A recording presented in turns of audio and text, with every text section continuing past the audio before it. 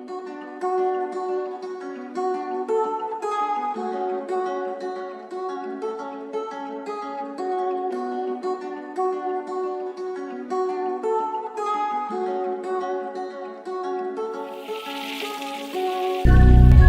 chill, for real.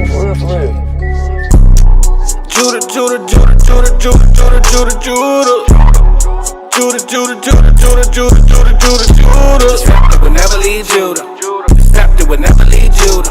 The scepter would never leave Judah. I'm Judah. Christ sprang out of Judah.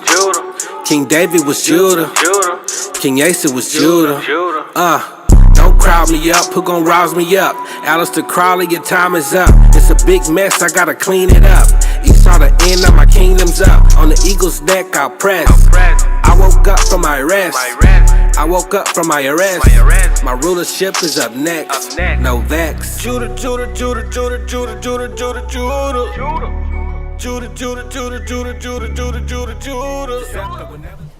Shalom Yasharallah. Shalom.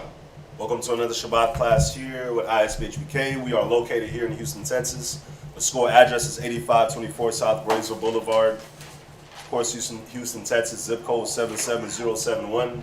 The class times and days is Mondays and Wednesdays from 7 to 9 p.m. Fridays from 6 to 8 p.m. and Saturday Shabbat morning class is from 10 a.m. to about 2 p.m. We also got a school in Norfolk, Virginia. The address out there is 2610 Grammy Street, Norfolk, Virginia, zip code 23517. The class times and days out there is Tuesdays, Thursdays, and Fridays from 7 to 9 p.m. Eastern Time. And Saturday from 10 a.m. to about 2 p.m. as well. And we also got a school in San Antonio, Texas. The school address out there is 4444 Walsham Road, Suite 201. San Antonio, Texas, zip code 78218. And we ask that you like, share, and subscribe to those YouTube channels. And we got many different avenues that you can catch us. If you're not in the area, of course, if you're not in the Houston, Virginia, or San Antonio area, you can catch us at the blogtalkradio.com/Mashaba, and that's every Tuesday and Thursday at 10 a.m. And we also got some other channels. Of course, we got the Houston, Virginia, and San Antonio YouTube channels. We also ask that you like, share, and subscribe to the 5 Minutes of Wisdom, the Hidden Truth Bible Show, and the Israelite Media Court. And we do have the Day of Atonement coming up, the Feast of the Day of Atonement. That'll be starting on the 25th. So it'll be Friday sundown to Saturday sundown. Again, the Day of Atonement, we will be celebrating the Day of Atonement from Friday sundown to Saturday sundown, and that will be a dry fast.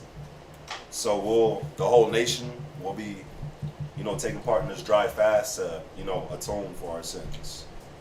And also, of course, you can check out Israel Wear, get a nice custom garment made, or you can always apply to Fringed Up. It's a subscription. Apply to Fringed Up. It's $30 for a shirt. Every month, $35 for a shirt, excuse me. It's $35 every month for a shirt, and it's a fringe shirt, and pretty much everybody that's subscribed will get the shirt, and it's also shipping included. And it's $70 if you want the shirt and the matching headband. $75 if you want the So $75 if you want the matching shirt and headband. And every Tuesday and Thursday, we do the Hebrew Academy here at the school. That's in Houston. Every Tuesday and Thursday, we do the Hebrew Academy. So if you're local, we ask that you do come. Definitely join us.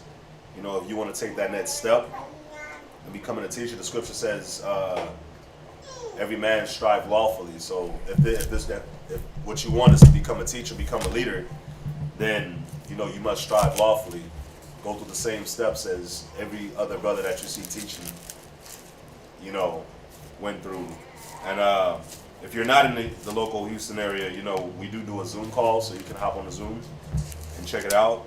And then in Virginia, they do it on Wednesday. Norfolk, Virginia, they do it on Wednesday. If you would like to contact any of the priests, we got Priest Quatazab to my left. His number is 303-557-8979. And we got Priest Kazakia out there in Virginia. His number is 757-300-4047. And We ask that you do support our business. The business is Sweet Ambiance. So please support the business. And flyers should be on the screen. And also, all donations, any form of contributions is welcome and definitely needed.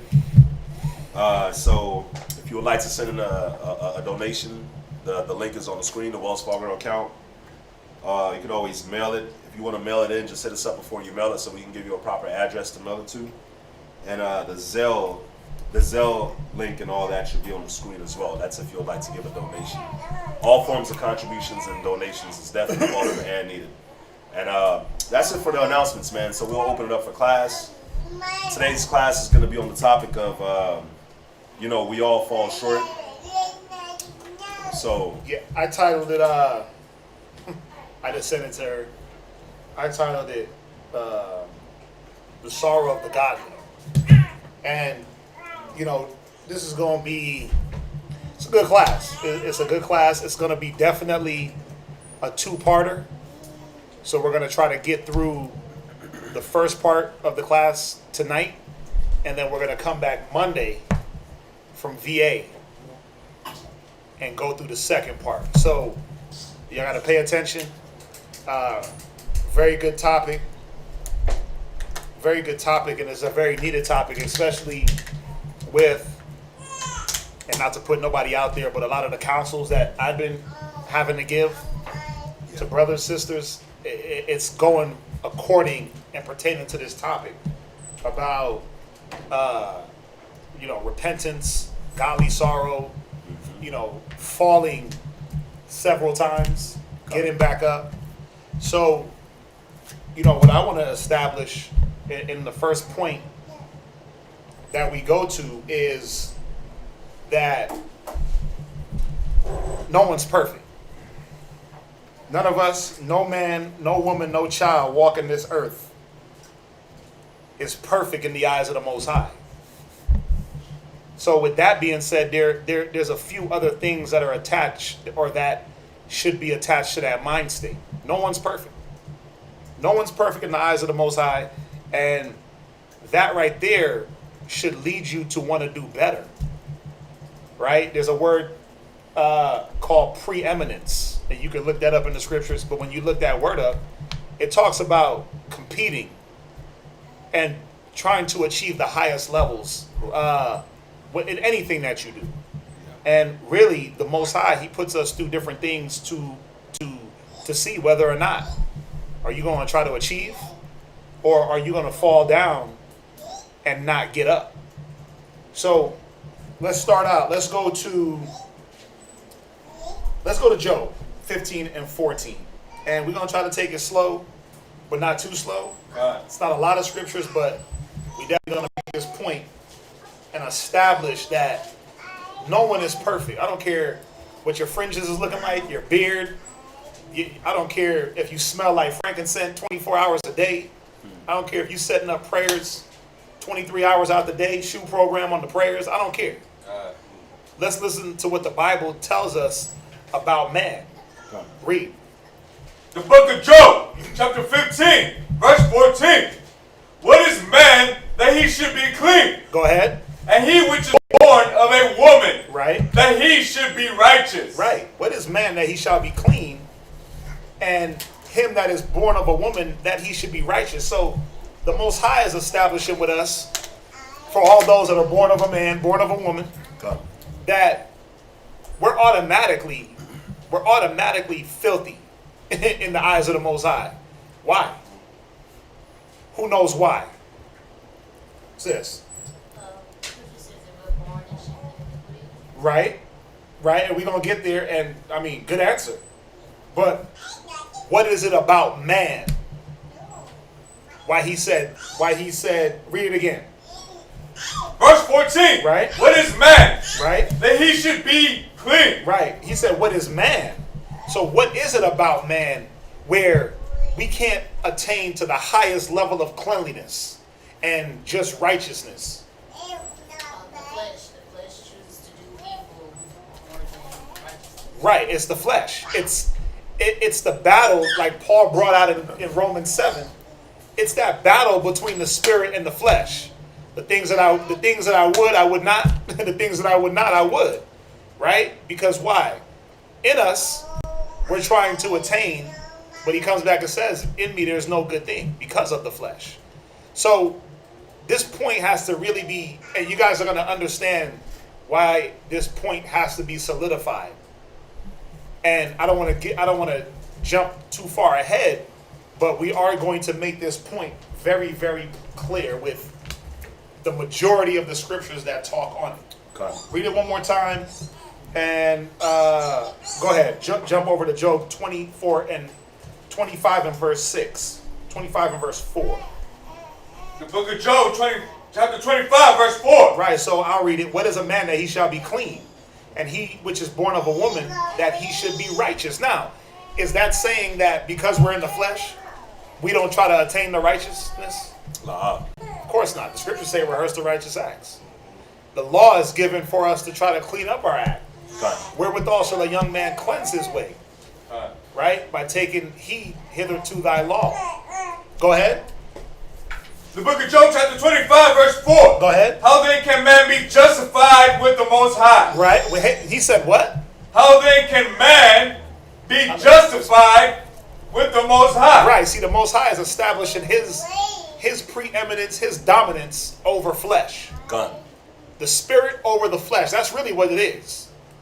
And the Most High is letting that be known. He said what? Read it one more time. How then can man be justified with the Most High? Right. And this is a very important scripture because as we progress, we're going to see why. I don't want to give it away. Go ahead. Or how can he be clean that is born of a woman? Right. Go ahead. Behold, even to the moon. Right. He said what? Behold, even to the moon. He said, even look at the moon. So what is the Most High pointing out here? He's pointing out all his creations. Yep. Go ahead. And it shineth not. Go ahead. Yea. But does it not shine? I mean, don't the moon shine? That's Doesn't right. the Most High command the moon and the moon goes through its phases and doesn't fail? Con. Go ahead. Yea. The stars are not pure in his sight. Huh? Stars. The stars? They like the Most High got an issue with the stars of heaven that he created? Why? Because what he's showing is that the creature, there's always going to be impurities in the creature, in the thing that's created. The creator, there's no impurity, right? Okay. So with that being said, and we're not done, but just with that being said, what mind should we be in according to what now when it comes to attaining this godly sorrow, right? Because the second half of the class is going to be going over godly sorrow, right? So read on. He said the moon shineth not, the stars are impure. Read. How much less man? How much? What? How much less man? Yeah, you see that? How much less is man? The stars ain't up there committing sin, and the Most High still got fault. What's the other one? He said he findeth fault with his angels. Yep. He said now think about this. The angels don't transgress the Most High's commandment, but he said he find fault with them. Yeah, the scripture says that angels ain't pure in his sight. Yeah. Even the angels aren't pure, so how much more man that has free will Con. to come and go, to pick this up and drink this and try this and inject this and smoke this? How much more man that has the freedom of will and choice? Man that's been left in his own counsel to make his own decisions. Y'all understand this? Con. Go ahead, read. That is a worm. Right, that is a what? Worm. Most High said we're nothing. He said we're nothing, man. We're like worms. You know what my son did yesterday? I got upset at him for this. He was digging up the dirt, digging up the grass, and he was pulling up all the worms and snails. And he pulled up a worm, and he was like, "Dad, look, a worm." And I was like, "Oh, yeah, that's cool, you know." And then he puts it on the ground, and he stomps it. And I'm like, bro, why would you do that? Like, why are you going to stomp the poor little worm? It's helpless. Can't defend himself, can't think. The worm just wants to burrow through the dirt. Yep. And whatever they eat, whatever they come across, I don't know what worms eat, right? But Got some good soil though. they just want to be in the soil, nice and cool, right? Relaxing, chilling, but they're helpless. The Most High said we're helpless. We're nothing. We're as nothing. Right? From there, go to Isaiah 64:6. Oh, can I go to mine? Oh, yeah, go to yours real quick. I'm sorry. It kind of goes in. Go to Ecclesiastes chapter 17 and verse 30. Ecclesiastes 17 and 30. Real quick. Ecclesiastes, chapter 17, verse 30. Go ahead, brother. For all things cannot be in men. So like the scripture says, man, all things can't be in men. So we are gonna fall. Yeah. We're not perfect. We're not the Most High. So that's the first thing that we do have to realize as men, especially as men of the scriptures, that we're not perfect. Our ribs ain't perfect. But does that mean that we don't try? Nah, we gonna try. We gonna absolutely try to be perfect. And wherever we fall short at, that's where the grace of Christ comes in. Go ahead. Because the Son of Man is not immortal. Like the scripture says, man, we're not immortal. Read on. What is brighter than the sun? Go ahead. Yet the light thereof faileth. So think about that. Even the sun, ain't nothing brighter than the sun. Nothing. Sun's so bright it burns your eyes, right? But even that light fails. How much more you, as a man? Again, it's not an excuse to just do whatever you want to do. It's not an excuse to just, man, I ain't gonna be perfect anyway, so it's not an excuse to give bare minimum or to give no effort at all. It's not an excuse. What the Most High wants to see is you try to be perfect. Go ahead. And flesh and blood will imagine evil. So as you can see, we're flesh and blood. We're gonna imagine evil. That's just how it is. Read. Oh, that's it. That's it on that. That's it on that. I'm sorry. What is it? You find it folly? Hold on. And his angels? Yeah. I think it's Job. Yeah, it's definitely Job. Right? Let me grab this one real quick and throw it in here. Go to Job 4:18. Go to Job 4:18. So we're establishing this point on this godly sorrow that, let's get it out the way. First and foremost, ain't nobody perfect. And we're going to fall. Read Job 4:18. The book of Job, chapter 4, verse 18. Right? Behold, he put no trust in his servants. Go ahead. And his angels he charged with folly. Now, think about it. Wait. Let's see here.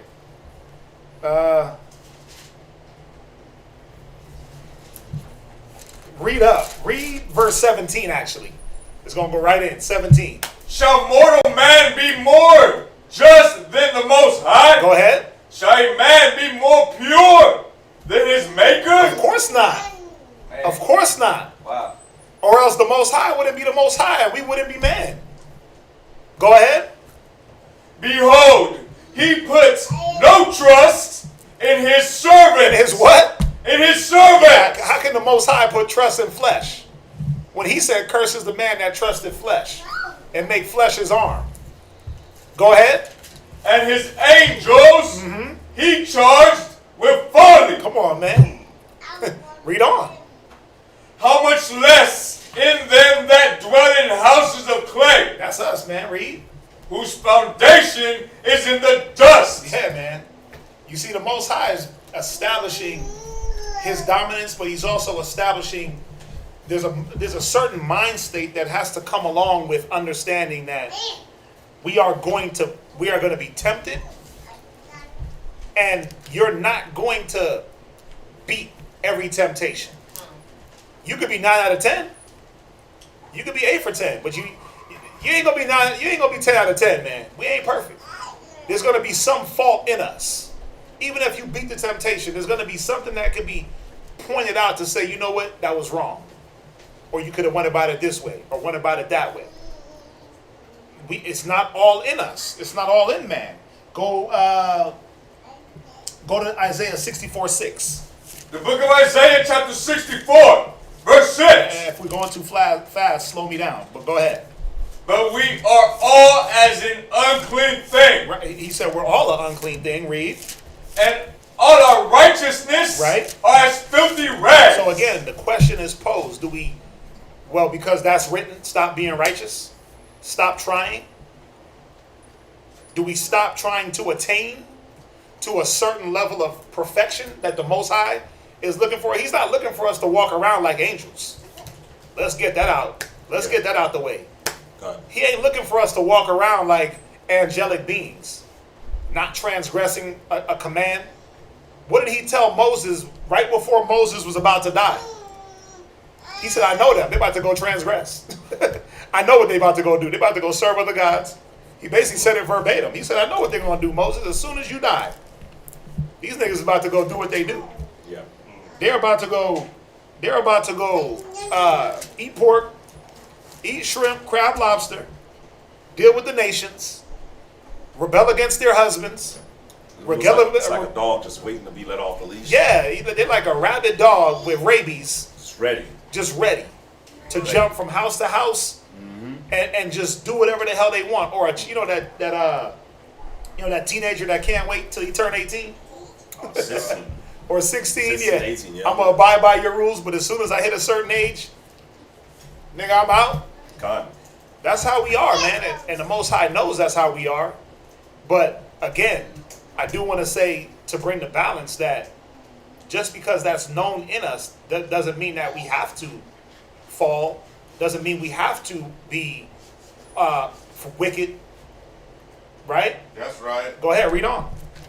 And we all do fade as a leaf. Right? We all gonna fade out, man, and die. You know, real quick before you go on, one point I wanted to make on righteousness is filthy rags, right? Just think about a filthy rag. You know, when a rag is really filthy, super filthy, you might throw that rag away. Yeah. But think about it. The Most High didn't throw us away. Right. So if you know this is your last rag and it's filthy as hell, and you're like, I can't throw this rag away, what do you do with that rag? Clean it up. Try to clean it. You Try to clean it. bleach them You up. soap it, you bleach it, Yeah. you smell it, Damn, gotta smell. you get a little better. Yeah. You gotta give it a few washes. Yeah, you keep washing You it. put it on the hot water cycle this time. So and you know, a lot of times we do look at the scripture and be like, man, my righteousness is as filthy rags, man. It is what it is. But again, that's not the mindset to have, man. Okay, what this shows you is that there's a lot of work to be done. There's always going to be work to be done. Yeah. We're never going to be perfect. We're never going to be super clean. But the dope thing is that you have a purpose. If you realize it, you have a purpose, man. Let's try to get clean. We'll never be clean, but why not try? Why not try? Because it's either two things that's going to happen. Either you're going to keep getting worse, and you're just going to keep getting more filthy and more filthy and more filthy, or you're going to just try and clean yourself up. Yep. More and more and more. Like, you're never just going to stay the same. It's either you're going to keep getting worse or you're going to keep getting better. So that's the thing. But the dope thing is that you'll never run out of a purpose. We always have a purpose in this life, especially walking with the Most High, and that's to get ourselves clean, man. Go ahead. And our iniquities, like the wind. Like the what? Like the wind. Yeah, you know when the wind just be blowing, they come out of nowhere. Wind smack you in the face and it's gone. Then another wind comes. That's our iniquities, man. They just it's like we just surrounded by iniquities. And sometimes you like, damn, where did this come from? You ain't even see it coming. Yeah, you didn't even see it coming. It's like the temptations just fall in your lap, and you're like, dang, what the hell? I'm sitting here studying. Why am I catching that thought? Yeah. What is trying to usher me into this mind state? So the iniquities are always going to be there. Go ahead. Have taken us away. They have what? Taken us away. Go ahead. What verse you at? Starting at verse 7. Taking us away. Read verse 7. And there is none that calleth upon thy name, Read. that stirreth up himself to take hold of thee. Right. Now listen to the tone that the Most High is bringing out here. I mean, is there none that call upon the Most High? Well, of course he ain't. Isn't that what we do daily when we pray? Isn't that daily what we do when we put on our garments? When we gather together, when we try to unify? God. Well, you know what the Most High is showing us? That in all the gathering you think you're doing, in all the unity that you think you got, in all the beard and fringe and scripture tossing and cutting cats up and rebuking your rib and rebuking brothers and, you know, in all that, it still ain't what the Most High, it's still not the epitome it's still not it. There's a lot more to go. Okay. Because with all the chastisement, you chastise your rib, why are you still committing iniquity? Why? Why do we? Why do we? If we have it all in us to show someone else, how come the one that shows someone falls? Okay. Right? Okay. I mean, think about it. If you a teacher, you're supposed to be able to combat all things, right? Yep. But see, it's not designed like that. That's by design of the Most High, to keep every man humble, to keep every man, woman, and child at a level, so we don't get too high-minded, so we don't get too prideful, so we don't blow up too much where it's like I'm above reproach. Yeah. Think about it if you was able to win every battle. Who could tell you something? Think about it if you was Bruce Leroy in every spirit that came to you. Where would the fight, yes, but where would now be another man able to stand in front of you and give you wisdom, and give you correction, and give you counsel, and give you exhortation, and another man sit next to you and say, nah, bro, you got it, you can do it. There would be no place for that. If we could just sit there, go through our battle, pinpoint every little thing and say, aha, Satan, gotcha. No man would be needed. Right? Yeah, you'll be good by yourself. You'd be good by yourself. But by design, things are there and we do fall. Because it's not all in us. Everything is not in the Son of Man. All the knowledge and wisdom, even that Solomon had. Think about this. Me and Kazaki always talk about this. Solomon, wisest king on earth, richest man on the earth. And he fell to the same thing that brothers is falling to now, even in this day. Women. He fell to, how come he couldn't, with all his wisdom, all his knowledge, all his understanding, how come he couldn't predict his own demise? Because it's not all in the spirit of man. It's not all in man. You see that? There has to be something that is greater. Where you at? No, you had a question. Or you had your hand up. Why does it irk us when we do fall then? Oh, and I'm glad you asked that, and that's what we're gonna get into. Yeah. Why do we get peeved or upset at ourselves? Well, the title of the class is Godly Sorrow. So that's part of it. Now, is that all of it to just be upset at yourself? No.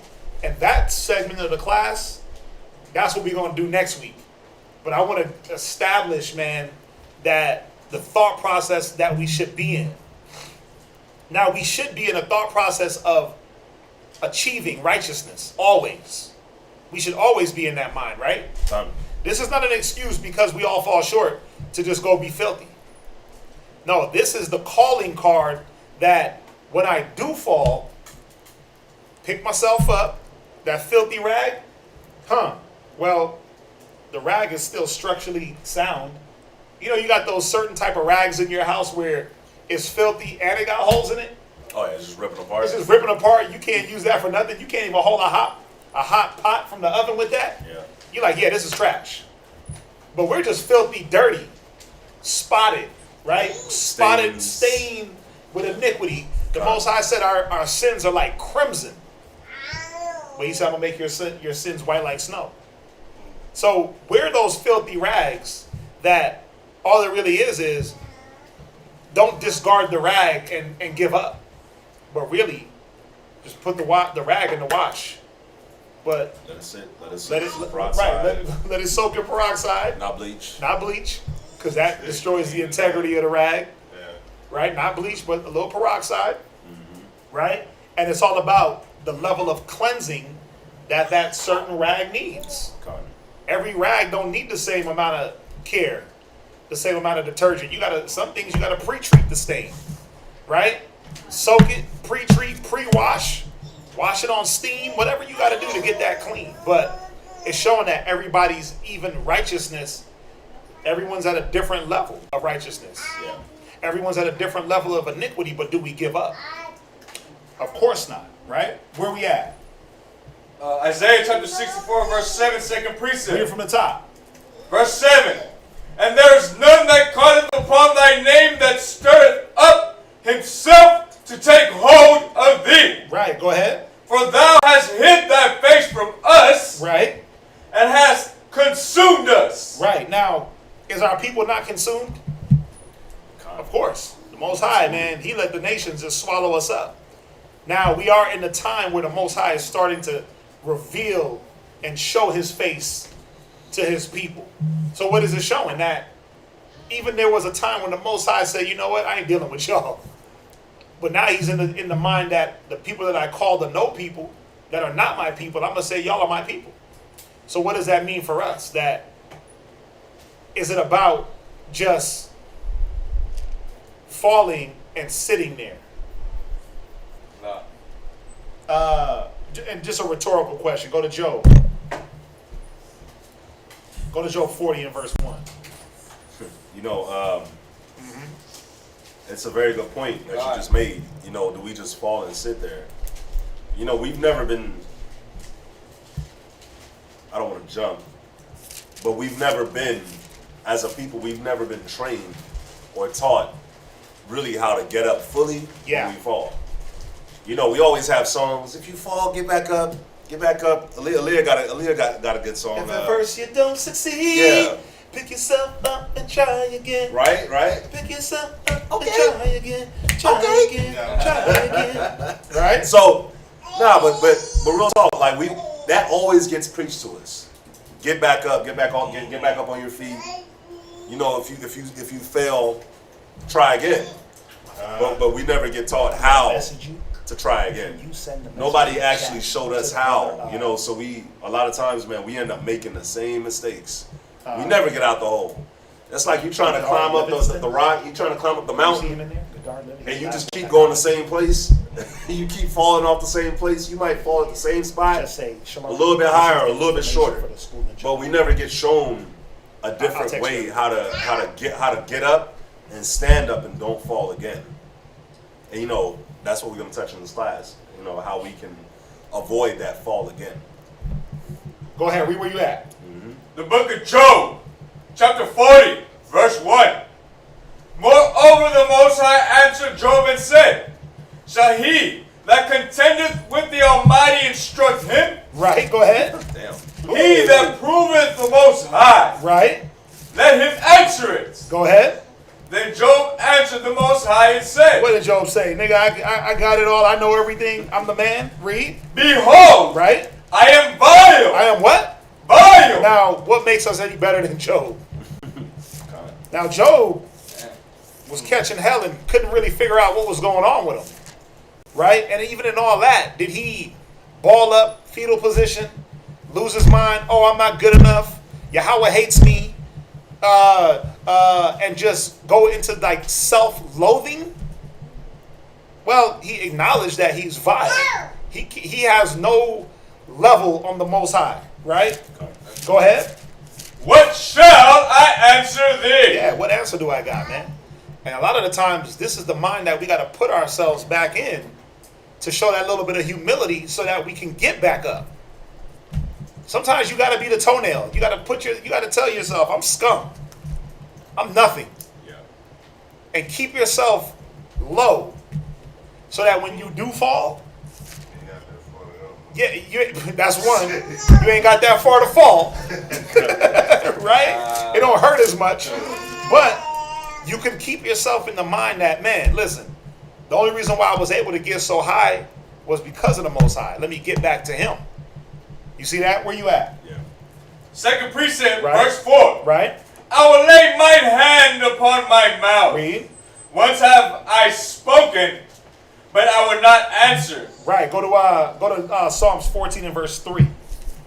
Psalms 14 and 3. And again, like I said, I want to hammer this point to the heavens because there's a certain mind state that I notice a lot of brothers and sisters are in when they do fall. Get me Righteous Man Fall 7 times. God. Give me that one. Huh? Yeah, send that to Goddard. Hey, Shalom, Goddard, you had asked about the school in Jamaica. The sister is going to put the information in the chat. The brother Tazadak and his number. They out there in Mobay, so you can link up with the brothers. Nice. You can link up with the brothers out there, all right? The brothers, House of David. Yeah. Yeah, good brothers. I got the information from Kahan. She's going to throw that in the chat, all right? That's for Godard Livingston Bernard. Read Psalms. The book of Psalms, Read. chapter 14 and verse 3. They are all gone aside. Right. They are all together become filthy. Go to verse 2. Verse 2.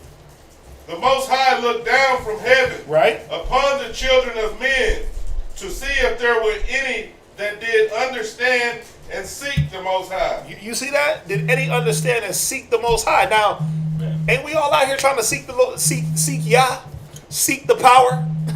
Aren't we? But can anyone honestly say you 100% on point? Like the way I'm seeking is, man, that's the way the Most High wants it. Hell nah. Half of us don't even know how to pray right. Yeah. The other of us don't even know how to think right. And then the other of us don't even know how to think when you do fall. So the Most High is showing us, man. He's looking down on us and like, man, they're trying, but y'all ain't got it right. That's why every day I gotta give y'all what? Grace, mercy. Every day y'all break my laws.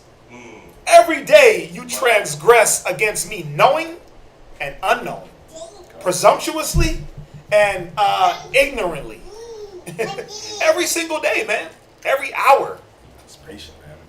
Every hour of the day, man, there's something that you do where the Most High is like, oop, could have got you for that. Oop, could have got you for that. Job said it best. Your iniquity, what is it? He said your iniquity,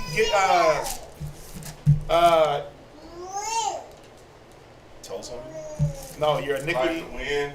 No, he said your sins deserve. Man, I'm misquoting it. I'm gonna find it. I'm gonna find it right now. Watch. Read where you at one more time. Deserve it more. Psalm 14, verse 2. And the Most High looked down from heaven right. upon the children of men to see if there were any that did understand and seek the Most High. Right. They all are gone aside. He said all of us have gone aside. Go ahead.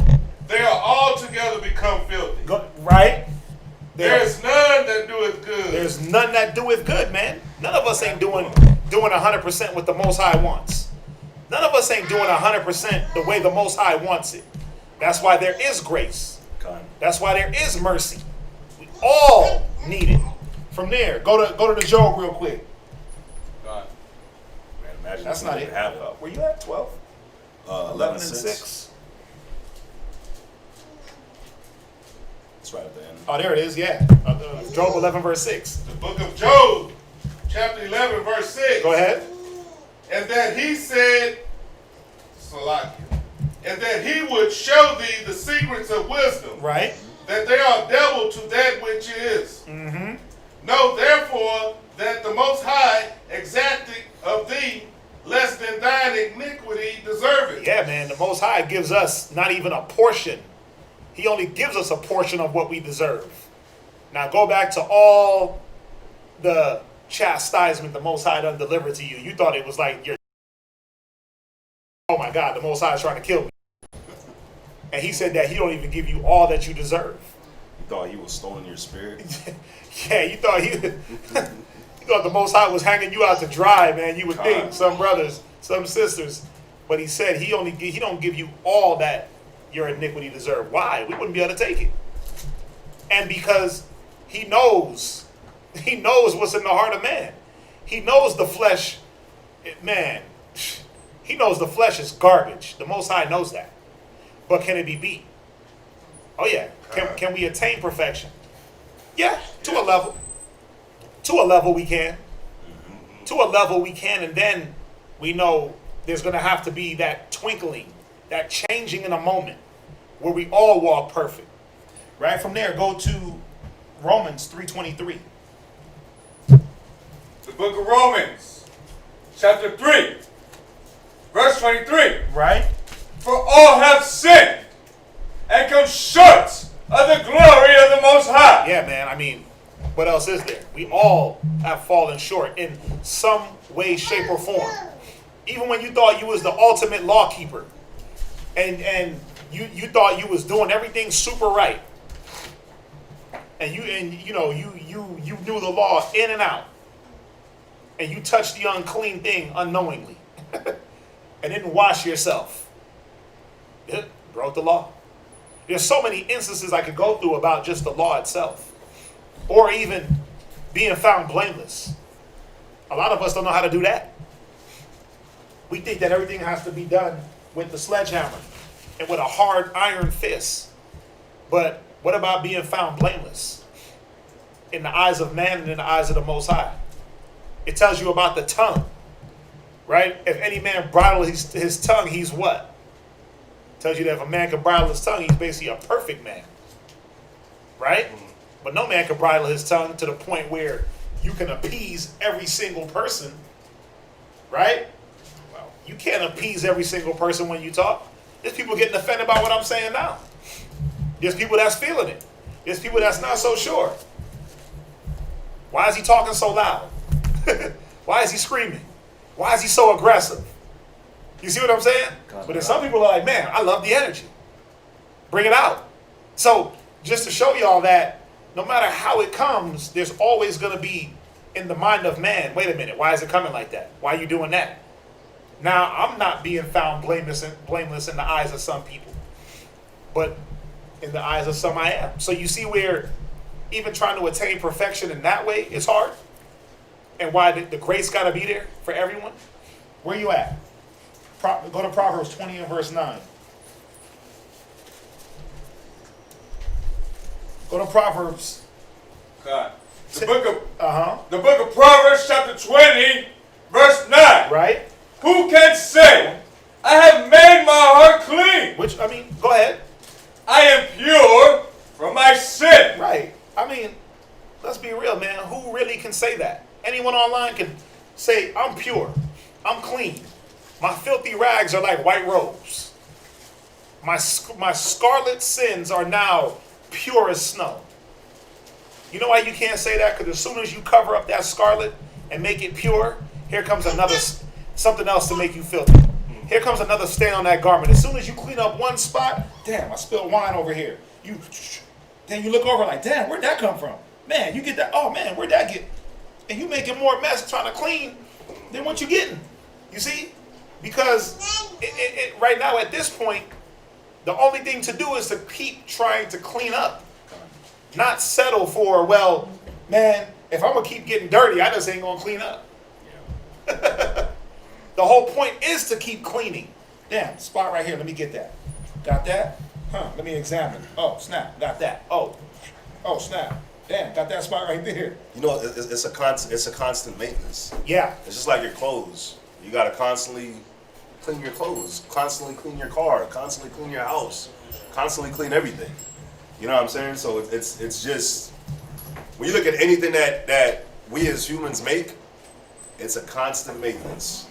And it's the same thing with the Most High. The only difference is that we gotta maintain ourselves. We gotta have that maintenance on ourselves, man. Yep. Constantly clean ourselves. Yep. Even them little stains. Like today, before my rib and I went to go do some errands, she changed the baby 3 times in one sitting because she would throw a little stain on the clean onesie, another little stain on the clean onesie. I bring that out because that irks. Like, all that little stain irks. Like, ugh. Oh my God. This guy's capping so hard. Yep. Shaddai is capping so hard. Yeah. We were not singing gospel earlier, dude. Stop it, Shaddai. Anyway, go to. Can I get one real quick? Read that Proverbs 20 and 19 and then get the other one as you want. Good. Go ahead. Read it. Proverbs chapter 20, verse 19. Right? He that goeth about as a talebearer. No. Proverbs 20 and 9. Salat. Proverbs chapter 20, verse 9. Right. Who can say, I have made my heart clean? And remember, this ain't a knock on nobody because guess what? Guilty. Nobody can say it. Every one of these scriptures fit me. The whole Bible fits me. So this is not a point out other people. This is a reminder for all of us. Get your mind in check. Watch, y'all are going to understand why I'm harping on this point so hard once we get through. Go ahead. I am pure from my sin. Right? Right. Now, from there, go to where he wanted. Go to 2nd Ezra chapter 8 and verse 29. Mm-hmm. See what you got. 2nd Ezra chapter 8, verse 29. Go ahead. Let it not be thy will to destroy them which have lived like beasts. Because who hasn't lived like a beast? Woo, damn. We've all lived like beasts. We all lived without the knowledge. The scripture says, how foolish was I And ignorant. and ignorant. I was right? a beast before I them. was a beast before them. Yep. We all were. Yep. Even a great man like David, a great man like Solomon, man, we all lived like beasts at one point without the word, right? Jump to verse 35. Think about this. Think about the ones that have the word and still live beastly. Oh, it's going to hit it? Go ahead. I'm sorry. Go ahead. You got it. You got it. Go ahead. For in truth, This is the truth. This is real talk right here. Go ahead. there is no man among them that be born. You know how Christians be like, oh, you were born again, Christian? You born again, my child? Damn. Ain't none of us that's been born. Think about it. Read verse 35 again from the top. For in truth, there is no man among them that be born. But all men had to be born. It's talking about the spiritual born. No man among us has been really spiritually born to that level. To the level of Yahweh Shai. Exactly. Where we just don't sin, where we don't even like the temptation come and it's like just an automatic block like Yahweh Shai did. Yeah. Nah, we're not. All of us ain't on that level yet. That only begotten level. Come. Because if that was the case, he wouldn't be the only begotten. Come. Think about it. Think about that. Why was Yahweh Shai the only begotten? Come. Because when he was tempted in all manner that we are tempted in, he failed not. Yep. That's why. So that's why he's the only begotten. Not the first begotten. Not the more to come begotten. The only begotten. Come. The word choice, very important. Mm-hmm. Very important. Read on. But he hath dealt wickedly. Who had dealt wickedly? All have dealt wickedly. The ones in the truth, the ones out, the ones that got the word, the ones that don't have the word. Think about it. We have the word and we still sin. Come. We have the wisdom, but we still fall. Yes, sir. Absolutely. Go ahead. And among the faithful there is none which have not done amiss. I mean, This is dirty. Scripture says it for itself. So none of us can act like we're just, none of us sitting on the podium, sitting in the chairs, sitting in the seats, been in the truth 50 years, 60 years. Like, there's none of us that can say that we haven't done amiss. You know what I'm saying? I like that. That's Living in the truth or living out the truth. Like, none of us are perfect. But, that's the dope part. Is that the man, you can honestly look next to the man next to you, the woman next to you and say, you're not perfect. You're striving and you're fighting just like I am. We all have the same temptations. We had a beautiful scripture earlier, man, when it talked about how our iniquities was as the wind. Just think about it. The wind just be blowing everywhere. I feel wind right now. It does what it wants. It does what it wants. But that's how it is. It's you got to see, man. We all live in this life, and that wind of wickedness is everywhere.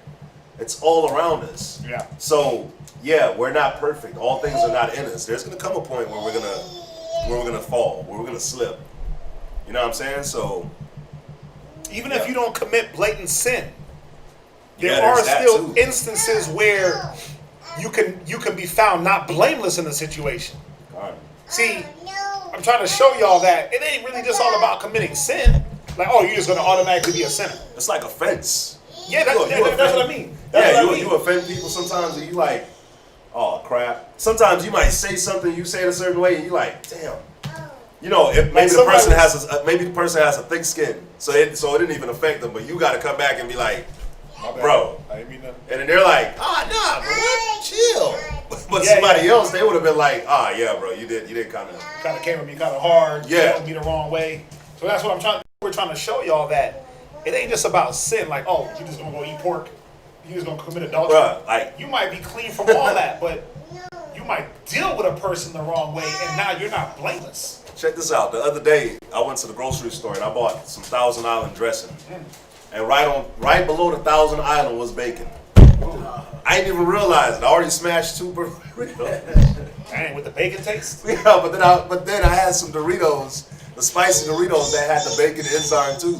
So I messed up Twice. Yeah, she told me. Sometimes we offend and don't realize we did. Yeah. But But that's why there's things that happen ignorantly. The Most High give grace. Didn't he say grace that appears to all men? Or did he say, well, these niggas over here are perfect. They don't need it, but y'all need it. No. When it comes to grace, we all fall into the same realm. Even with them out there. Even with them out there. As long as you ain't dead, we all got the same level of grace.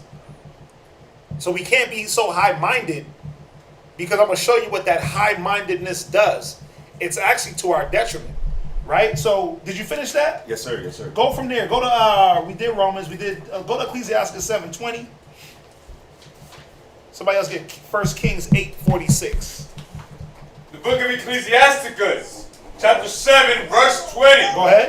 Whereas thy servants worketh... Ecclesiastes in the Bible 7:20. I'm sorry. Ecclesiastes in La Biblia. Ecclesiastes, chapter 7, verse 20. Go ahead. For there is not a just man upon earth. Yeah, not to the Most High standard of just. You might think I'm just, I'm good. Are you on Job's standard? Are you on Joseph's standard when it say he was a just man? Are you attaining to David's level? He said there's no just man on earth. Even David, even Abraham, all these men, the friend of the Most High, wasn't just in the eyes of the Most High to the level of what you would say just is. So who are we? Read on. That doeth good Uh-huh. and sinneth not. 1 Kings 8:46. 1 Kings chapter 8, verse 46. Go ahead. If they sin against thee, Read. for there is no man that sinneth not. Right. Pause on that. And that's all I really wanted on that. There is no man that sinneth not. Because it's not just about, oh, I didn't eat pork today. I didn't commit adultery today. How was your feeding into certain mind states today? How was that? Yeah. How was Right. your thought process of even looking at the woman that you know you shouldn't be looking at? How was that? How was your dealings with men? The scriptures say, he that is taken in a fault, he that is spiritual, restore in the spirit of meekness. How was your meekness towards others? How was your respect level? Well, I ain't sinning. Well, how about when the scriptures say, suffer not thy brother to sin, and in any wise rebuke him? Well, man, I'm tired of telling these niggas stuff. They ain't listening anyway. I'm tired of telling them. It was a sin for you not to tell them. You see how we could go there? I could point out many different ways and many different scriptures that cats break on the daily. Yes, sir. Scriptures say to communicate. Don't do that. Scriptures don't say be by yourself. That's the Pharisees, the Sadducees. I could go through all the different things to show us how we all make mistakes and unknowingly. Right? Go from there. Go to Psalms. And the sister said it. Why? Why is it that we're in this case? Go to Psalms 51 and read verse 5 as we transition from this point. Psalm 51:5. Read. Psalm chapter 51, verse 5. Right? Behold, I was shapen in iniquity. Yeah, I mean, we can't get around this. Now, David, King of Kings, right? David was a king. Grew up in a seemingly wholesome and righteous environment. Yeah. Pops, seemed like a good man. His brothers seemed like good men. If not, the Most High wouldn't have had that family chosen to be the next apprenticeship for the kingdom, the heirs. Go ahead. So obviously they were doing something right. He said what? Read it again. Behold, I was shapen in iniquity. He said, I was shapen in iniquity. Why? Well, because we're all shapen in flesh. We're all shapen through the flesh, man. Go ahead. And in sin. And in what? And in sin. Read. Did my mother conceive Now, me? is it saying that his mother committed adultery and he was conceived? In that way? Like, oh, his mother was eating pork while she was laying with his pops and... No. She was doing something defiled in the bed? Nah, man, that's not what that's saying. What it's saying is that the condition of man... You want to give me that one? The condition of man is what? What is the condition of man that we have to battle? What is there to battle? If there was no condition and no battle, we'd be what? Wouldn't we be perfect? Perfect. Wouldn't we be justified in the eyes of the Most High right off the top? Will we have to practice Ecclesiasticus 2, my son, when you come to serve the Lord, prepare your soul for temptation? What temptation? What's going to tempt a man that can move perfectly? Nothing, right? Go to that scripture. Tell them where you at. Second Ezra chapter 7, verse 57. Right? 2nd Ezra chapter 7 verse 57. Yes, sir. Then answered he me and said, that is the condition of the battle, which man that is born upon the earth shall fight. He said what? That man that is born upon the earth shall fight. Right. There's a condition that we have to fight. There's conditions already preset that we're going to have to fight the temptations, but also that you're going to fall. Now, let's deal with one of the most perfect examples of moving in the spirit and falling. And it's funny, I asked him this question today. I'm not going to tell y'all if I answered it right or wrong. Let's talk about David real quick. Every time I deal with this topic, I always think about David. He was the epitome. Okay. And I want y'all online to answer. When David committed adultery with Bathsheba, was he in the spirit?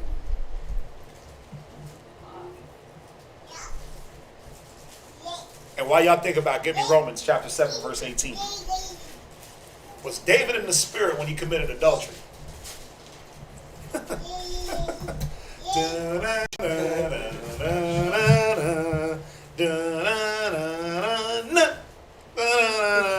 Right? Was David in the spirit when he committed adultery? With Bathsheba? Yeah. I thought he didn't have sex with her. Out of the mouth of Oh, babes. he did. Bathsheba, not Queen of Sheba. Oh, You think about Solomon and Queen of Sheba. Oh, okay. David slept with Bathsheba, Oh, yeah. which was Uriah the Hittite's wife. Oh, yeah. Was he in the spirit? Well, let's think about it. What does it mean to be in the spirit? What do y'all think online? Lie, everybody like, lie. So, some people say con. Or y'all saying con to something else? Right? Well, yes and no. Yes and no. Did he not know what adultery was? He did. Of course he did. And how did we know he knew what adultery was and that it was wrong? What did he do to Uriah?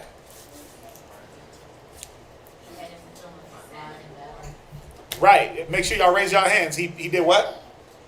Go ahead, sis. Yeah.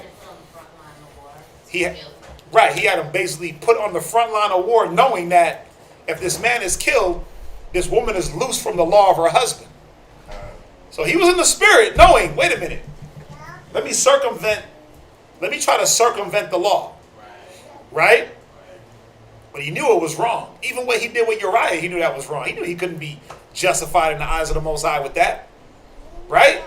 So it's a yes and a no. You have to know wrong to fight it. You got to be in the spirit, but then what happens? The point where you fall out the spirit is where you fall to the negative. So it's a yes and a no. It's a trick question.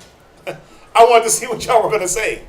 We were having a discussion, and I'm like, yeah, it was a yes and a no, where he had to be, he was thinking, the spirit says you know things, knowledge, understanding, right? Now, but he fell out for a momentarily lapse of judgment when he actually committed the acts. Just like us all. Just like us all, when you know not to do something and you do it, you in the spirit, even knowing not to do it. That's part of being tempted. You have to be always in the spirit. When the temptation comes, just because you're being tempted don't mean that you're not in the spirit. Or else how could you fight? How would you be able to resist? Was Yahushua in the spirit when in Matthew's the 4th chapter, when he was being tempted? Of course, how was he going to be able to take the next step to fight if he wasn't in the spirit? But see, David, he didn't take the next step to fight. He took the step back and fell away from the spirit. Fell out. You see that? Go from there. Go to Romans 7. Romans chapter 7, verse 15. Read verse 18. Concert. For I know that in me, Right? that is in my flesh, Right? dwelleth no good thing. Right. See, what was Paul showing us when we read verse 14 down? Well, he was showing the law is spiritual, but we're carnal. The things that the law is telling me to do, the flesh is like, hell no. We was at the street speaking Saturday, and I was like, yeah, you got to put down the pork. We was talking to the brother before it really popped off out there. And I was like, yeah, you got to put down the pork, shrimp, crab, lobster. He was like, hold up. Say it again. I was like, yeah, you got to stop eating shrimp, crab, pork, and lobster. He was like, he threw up his hands like, I ain't giving them no pork. Yeah. And walked off like, nigga, you about to then lit up a cigarette right in front of us like I'm not giving that up either. I'm like, dang. The spirit is willing. The flesh is weak. Yeah. The spirit is there, and the flesh is like, no. I'm going to fall. I want to be appeased. I want to be soothed. I want to be rubbed. I want to feel good. Go ahead. For to will is present with me. The will to do good is present. Go ahead. But how to perform that which is good I find not. Right. I find not. Go ahead. For the good that I would, I do not. You see that? The good that I would, I do not. So what is that? A man falling. Yeah. Because if you ain't doing good, you're doing the opposite. Read. But the evil which I would not, that I do. You see, but the evil that I would not, I do. Go ahead. Now if I do that I would not, it is no more I that do it. Come on. But sin that dwelleth in me. Right. So it's the flesh. Where did he say where there's we said it. We read it. Read verse 18 one more time. For I know that in me, that is in my flesh, Right? dwelleth no good thing. Yeah, there's nothing good about the flesh. That's why we do fall. Again, is it an excuse to be wicked? No. Is it an excuse to fall to your temptation? No. The point is to fight. The point is to fight the things that are going to try to befall us. Right? You said the brother had a question? No, he had a statement that he said about the mission. ISBHBK, earlier you tell me about HODC. That does not mean I do not want to join no camp. Huh? Wait, what? Was that the comment you were talking about? I don't understand. Gerard, restate your statement. I'm not understanding what you're saying. No. Yeah, no. I mean, the reason why I got the information because you had asked when we come into Jamaica. So I thought that maybe you wanted to link up with bros here and there. That's why I got the information. That wasn't saying that you had to join the school. That was me just giving you the information so you can get the location of where brothers are. So if you wanted to go out, meet brothers, congregate, I mean, that's all that was. That wasn't saying you had to join us or them. Anyhow, let's jump back on the topic. Right, so let's go to the next point. Because we're dealing with the sorrow of the godly.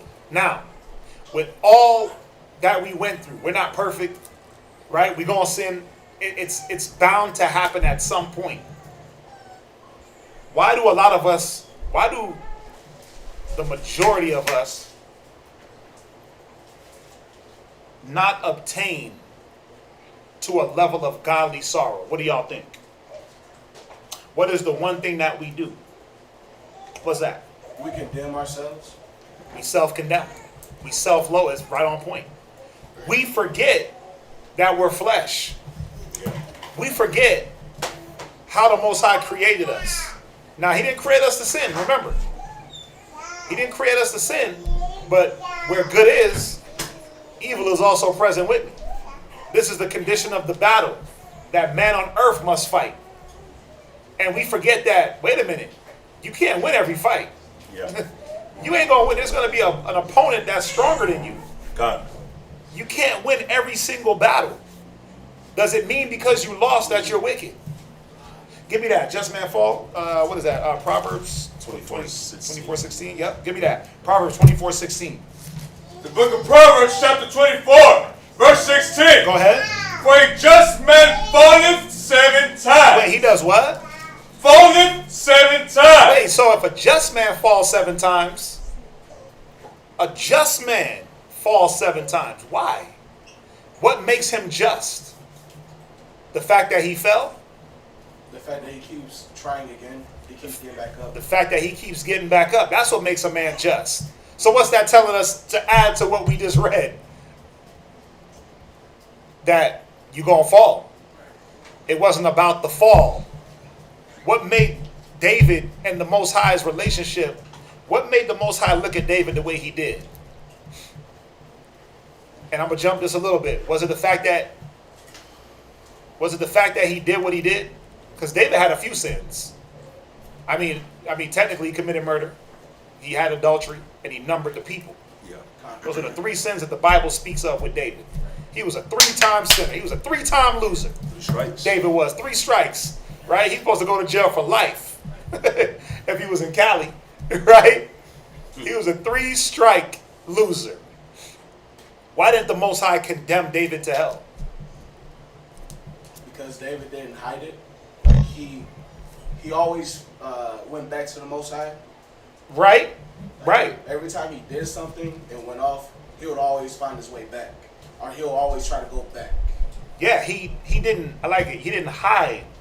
But most importantly, he didn't ball up into a shell Right. in the fetal position, right? Wrapped up in deer skins like, I'm not good enough. Nigga, you was already not good enough. Stop it. You was not good enough before you committed your sin. That's what we trying to get across. You was already not good enough. And you'll never be good enough. Okay, so now that excuse is out the way. Smash that. Now what? Now what's the problem? You see how it's a mind state. Well, I ain't good enough. Well, you wasn't good enough before you sinned. We were never good. You weren't good enough from birth, David said. Right? The sun, the moon, the stars never transgressed the Most High's commandment. He got fault with them. And you from the day you could blow out candles, doing candle magic at the age of 1. You was never good enough, man. We were never good enough to put ourselves on some level of, well, I messed up. Let me self-condemn. Now, before we get to that part, why do y'all think there is a self-condemnation? Because we're going to go through the condemnation scriptures, but before we get there, why do y'all think there is self-condemnation? We know because the thought process is I'm not good enough, but what helps to propel that thought? What do y'all think? I want y'all thoughts. Definitely there's a level of high-mindedness, egotistical. You're egomaniacs, right? You put yourself on you put yourself on a pedestal even in wickedness. It's crazy. Yeah. I'm just going to be a sinner, so I'm just going to kill myself. Just go kill myself with sorrow. Worldly sorrow. Right?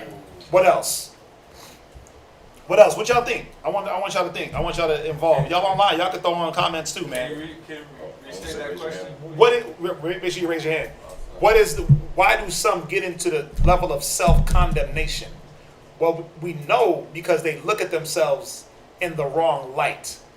Now, am I saying that we got to look at ourselves like, oh, I'm just going to go sin today? Well, nah, but we do have to know what level we on. We're human. What's that? Well, I think it's self-pity. Yep. 'Cause you pity yourself, and then you want somebody to have feel sorry for you. Right. You want somebody to feel sorry for you. And Yeah. truthfully, that's all we want. That's all we want. You know what we don't want? You know the ones that self-condemn? You know what they do? They run from the examination process. They run from examining themselves, first and foremost, and they run from letting others examine. Go to Ecclesiasticus 6. Yeah. Go to Ecclesiasticus chapter 6, 34. Ecclesiasticus chapter 6. Go ahead. No, you go ahead, lock around. No, I was gonna say it's a good point that you're making about how we run from the correction or the self-examination, right? Mm-hmm. But that's what fixes it, and I just say that because I look at my daughter, and she'll be playing with the electric socket, right? Mm-hmm. And I'll be like, nah, don't do it, don't do it, don't do it, and she'll start crying, right? Mm-hmm. Not just with that, but anything. She'll start crying, then she comes, she wants you to pick her up and hold her and pity her. Feel and sorry for compassion. me. Yeah. But then it's like, now, okay, but let's fix the problem. It's actually the electric socket. No, don't touch that. Yeah, and yeah. then she'll just run to the room. Yeah, She'll run to the room crying. She don't want to hear. Yeah, don't she do don't that. hear that. She just runs to the room crying, and then it's like, yeah, but the problem isn't getting fixed. Yeah. Or if she don't want to eat her food, she just runs to the room because she don't want to eat the food that she's supposed to be eating. Yep. But she'll run to you first for that compassion. But if you're not giving that, then she just runs to the room and cries. She ain't messing with you. She gonna But- look for that sorrow from somewhere else. Exactly, but that we do the same thing. It's funny, man, how you could look at the way the Most High made nature and just everything. Yeah. We could look at ourselves and see how when the Most High is expecting some form of growth or something from us, and yeah, it might not be what we want to hear. You know what I'm saying? It might not be what we want. Yeah, we do look for somebody to take that compassion on us and to pity us. But if ain't nobody taking that compassion or pitying us, then it's like your whole countenance will change. But now your head hangs low. Now you feel like you're the only one going through it. Nobody understands you, and it's like you just wallow away. You wallow away when you don't. You're not seeing past. You're not seeing past what you're dealing with right then and there. The brother asks. Where did David number the people? That's 2 Samuel 18:1, and it's also in Chronicles. Yeah. It's in First Chronicles 21. Now let me read some of these things that they were saying online. Just some of these comments. I want to get y'all involved too, because it's one of those when we self-condemn. Let me see here. Let's see here. David was able to examine himself honestly without making excuses. Yeah. He confessed his faults. He kept getting back up. David confessed his sins and humbly asked for forgiveness, believing we can't stop our wicked behavior. You know why you know why some of us believe we can't stop? You believe that because you're not in the right method of stopping. Watch. Why does an alcoholic that goes to AA believe they can stop? Why do they believe, I can stop drinking? Because he see others have done it. Wait, because what? Because he see others have done What's that word that starts with an O? it. Others. Others. Very key. Yeah. Hold on to that. Very key. He sees others doing it. So that means he has a living example. Right? What does that mean? That he's going to a place where people are doing the same things and getting out of a certain mindset and purging certain minds and thoughts to get into another mind state. Right? Let me see what else these comments. So now y'all understand why the Most High says gather together. Gather together, O nation not desired. Because we're not gathering together just for feasts and food and kumbaya and, you know what I'm saying? It's not just that. We're gathering together because just like the Alcohol Anonymous or what is it called? Alcohol, yeah, Alcohol's Anonymous. Alcohol Anonymous, they gather together and they're around other people that's just as sick as them. And then, they all work, they're all working on their battles. Ain't no judging because they're all confessing one to another. And then, over time, they all get healed.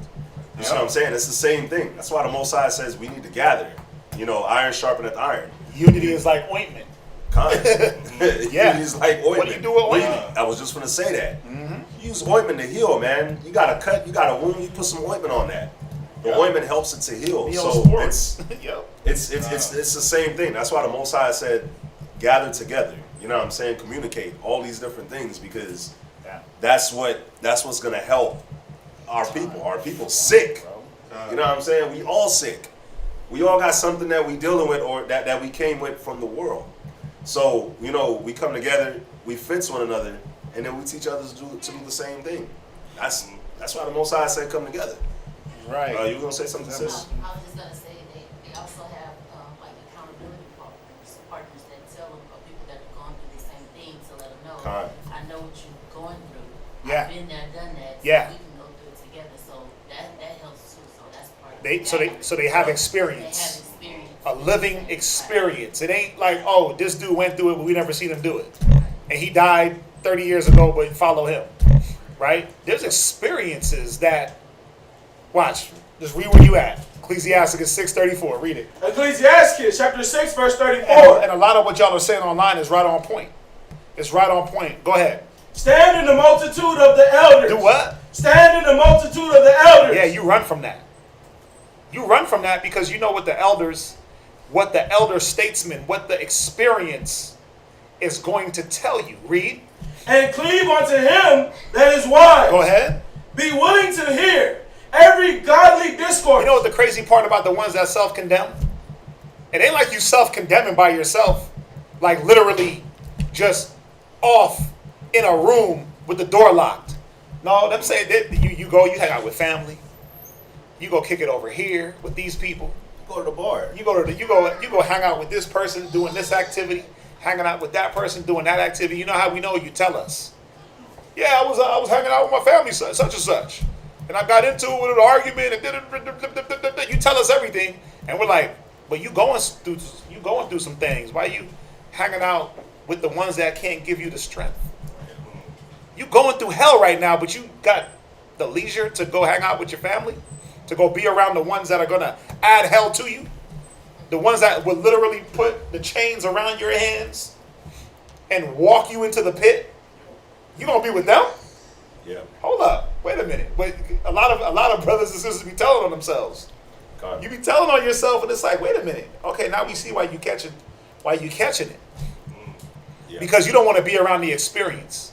You don't want to be around the thing that's going to help purge that mind. Read. And let not the parables of understanding escape thee. And a lot of them parables is about you. A lot of those parables ain't really that much of a parable. It's really, hey, you messing up, this is what you got to do. He said, don't let those things escape. But see, the lack of wanting to hear, the lack of wanting to gather and unify, the lack of wanting to break certain minds, you're going to miss certain things about yourself that we need to hear. Yeah. Right? And what's going to happen? Well, you will get into condemnation mode. Read on. And if thou seest a man of understanding, right? Get thee betimes unto him. Wait, run from him? Betimes unto him. Wait. Act like he ain't there. Get thee betimes unto him. Go to 2 Corinthians. Hold where you at. Oh, no, you're not done. Yes, give me 2 Corinthians 2:13. Read on. 2 Corinthians. No, you read on, son. Yes, sir.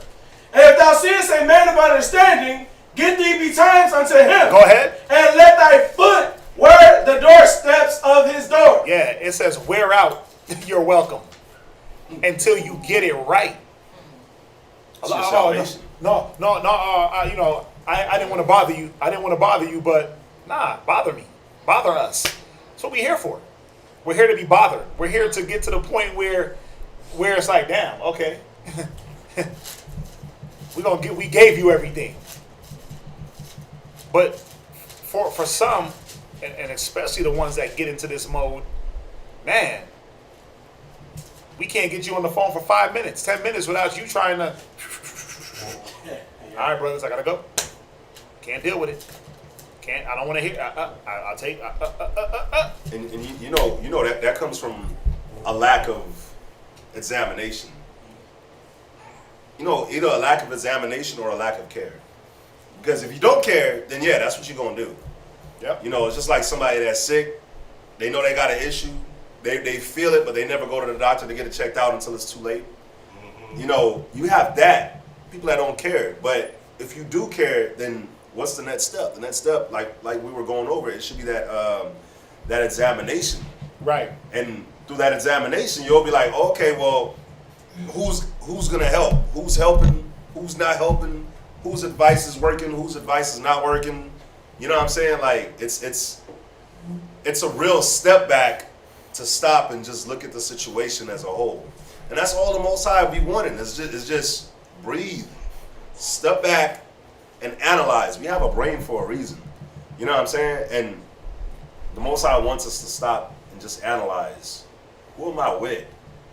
You know what I'm saying? When this happens. Who, what, when, where, and why, and how. When, where, why? How? What time? What day? What's going on? How am I feeling? Am I pissed? What is my emotions like? What is going on? You know what I'm saying? Am I bored? Am I working? Am I busy? Am I idle? Right. Am I tired? You know what I'm saying? Like all these things have to be examined so that and it does take a very thorough examination so that you can really get down to the root of it. Because if you don't get down to the root of it, guess what? It's not gone. And it's gonna come right back up. You're gonna constantly have to work on it. But you know, if you really want to get down to the root of it, then that examination is definitely needed. Sir? It also comes from a lack of confidence. You're afraid to hear what somebody has to say about you. So you'll run away from it before you even begin to hear it. Yep, and we're going to get into that. Go to that Corinthians. And then when you go to that Corinthians, somebody else get me Ecclesiasticus 37 and verse 12. What is it? 2 Corinthians? 2 Corinthians 13:5. Somebody get that first, and somebody else get me Ecclesiasticus 37:12. Damn, we got to get through this. Book of 2 Corinthians, chapter 13, verse 5. Go ahead. Examine yourselves whether ye be in the faith. He said do what? Examine yourselves whether ye be in the faith. Yeah, he said examine yourself whether you be in the faith. A lot of us move, but you're not moving according to what faith says how to move. How faith says to move. A lot of us are just moving parts. You're just moving. But where is the faith?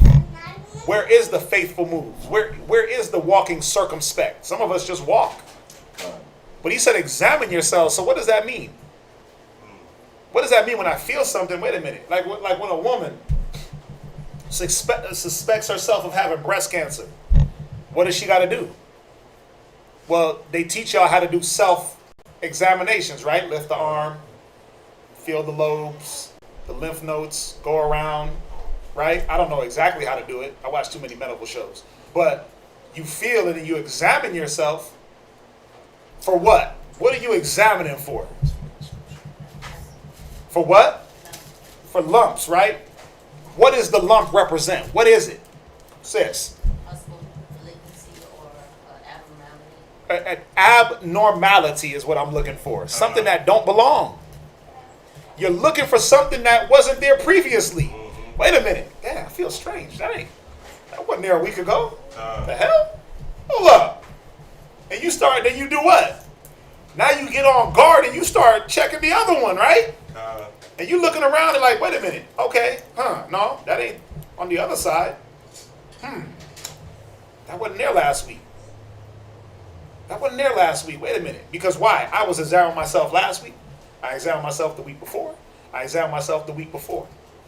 The examination is constant. It don't stop. Like, well, I examined myself last week, brother, so I'm good now. But then when you fall, it's like, well, man, I don't know, Brees. I don't know. You just full of I don't knows? Yeah. Where did it come from? My bad. I don't know. Well, you weren't examining yourself, but also you weren't letting nobody else examine you. Let me get this scripture real quick and I'm going to let you come in. Read Ecclesiasticus 37. Ecclesiasticus chapter 37 verse 12. Go ahead. But be continually with a godly man. Why? Go back to 2 Corinthians 13 and 5. Read. Prove your own selves. Jump up to the top. Okay. Verse 5. Examine yourselves. Right. He said, go ahead. Whether ye be in the faith. Right. He said, examine yourself.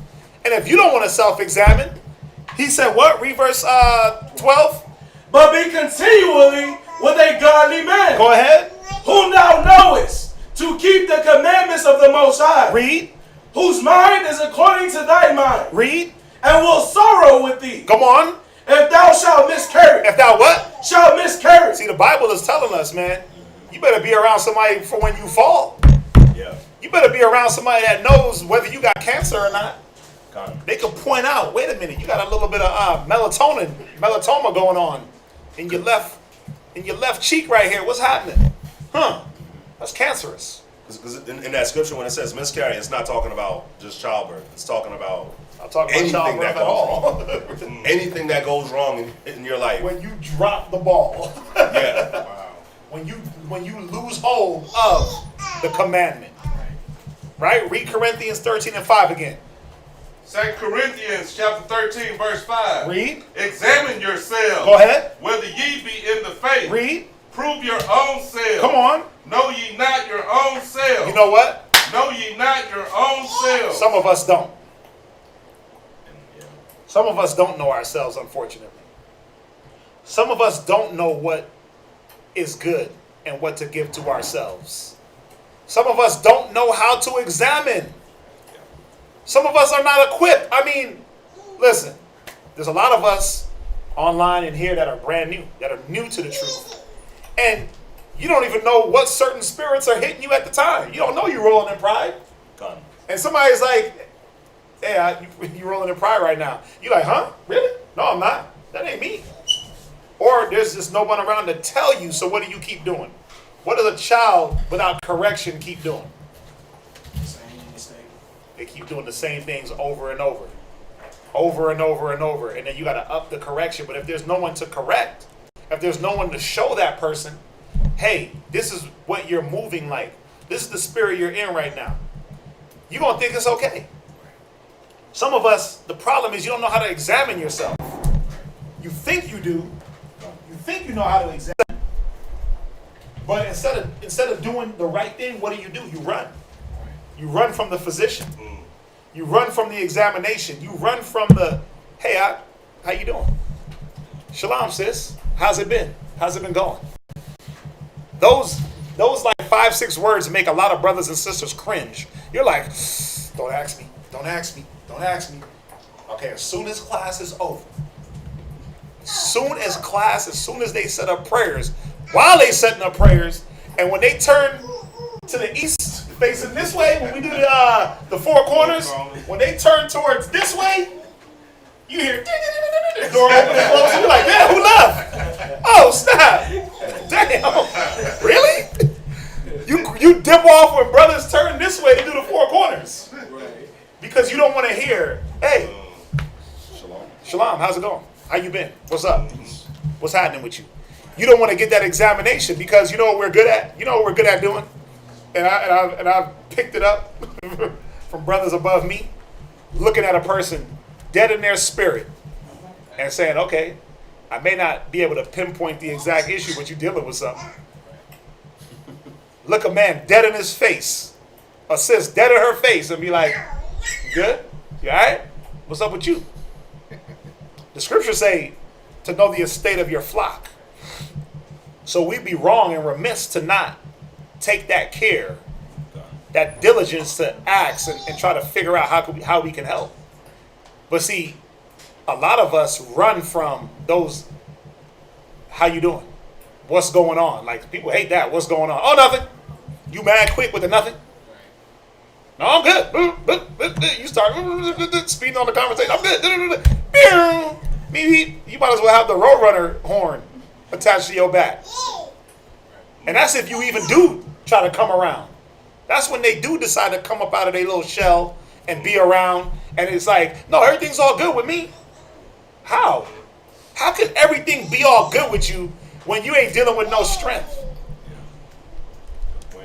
When you loathe in weakness, day in, day out, 3 weeks out the month, you just wallowing around in mud, in weakness, in the rapash, the mire. And then you come around and think that 1 or 2 days is going to be able to wash that filth off you. You haven't even let us wash you. You won't even let us look at you And man, lift your arm real quick. Let me see what's going on there. And man, let me see the knees. Man, you got you won't even. Nah, I'm good. No, see, no. That was an accident. That happened because I put my shirt on wrong. Huh? Fell on the stairs. Yeah, it's like, come on, man. You want to be healed or not? Do we want to be fixed or not? And that's the question for all men to ask within themselves, right? I'll move on. We got a few more scriptures to finish. Finish that up. Know ye not your own selves. And we came to the conclusion that a lot of us don't know ourselves, but you won't even let others get to know you to help. Jump from there. Go to Ecclesiasticus. Go to James 5:14. Somebody else get Psalms 141 and 5. Someone else get Proverbs 9 and 8. The book of James, chapter 5, verse 14. Read. Is any sick among you? Right? Let him call for the elders of the church. Yeah, man, you're supposed to go to the elders of the church, right? It says call for the elders. But you know why you can't feel, you know why you don't know that you're sick? Because you don't know how to examine. You don't, and it's not, well, you ain't crap because you don't know how to examine. Remember, we all are worms. We all ain't nothing. But it's a because you don't put yourself in the right state of mind and in the right environment to learn how to self-examine. We want everyone to be able to be real with yourselves, man. Stand in that mirror and look your own self in the eye and say, man, I got issues. I got problems. I got things I got to iron out. You know how much easier it would be if brothers did this and sisters did this instead of waiting all the way till you get smashed and then coming like, man, priest, man, you know, man, I was, and then this happened and the Most High, and he don't like me, and man, the Most High, he just been getting me. It's like, wait a minute, how long he been getting you? How long you been sitting back letting the Most High chastise you till you realize, like, man, I got to make a phone call or send a text. Get examined real quick. Figure out that my way ain't right. I get it. We all want to do for ourselves. We all want to be that man. We all want to be that nigga, right? We all want to be the HBICT, all that. Head chick in charge. We all want to be a boss, right? We all want to be El Jefe. But some of us ain't Jefe status yet. I mean, it just is what it is. Some of us don't study enough. Some of us don't meditate. Some of us don't counsel. Some of us don't communicate daily. So how you going to be Jefe? He does all that. Jefe be in them books. That's why he's Jefe.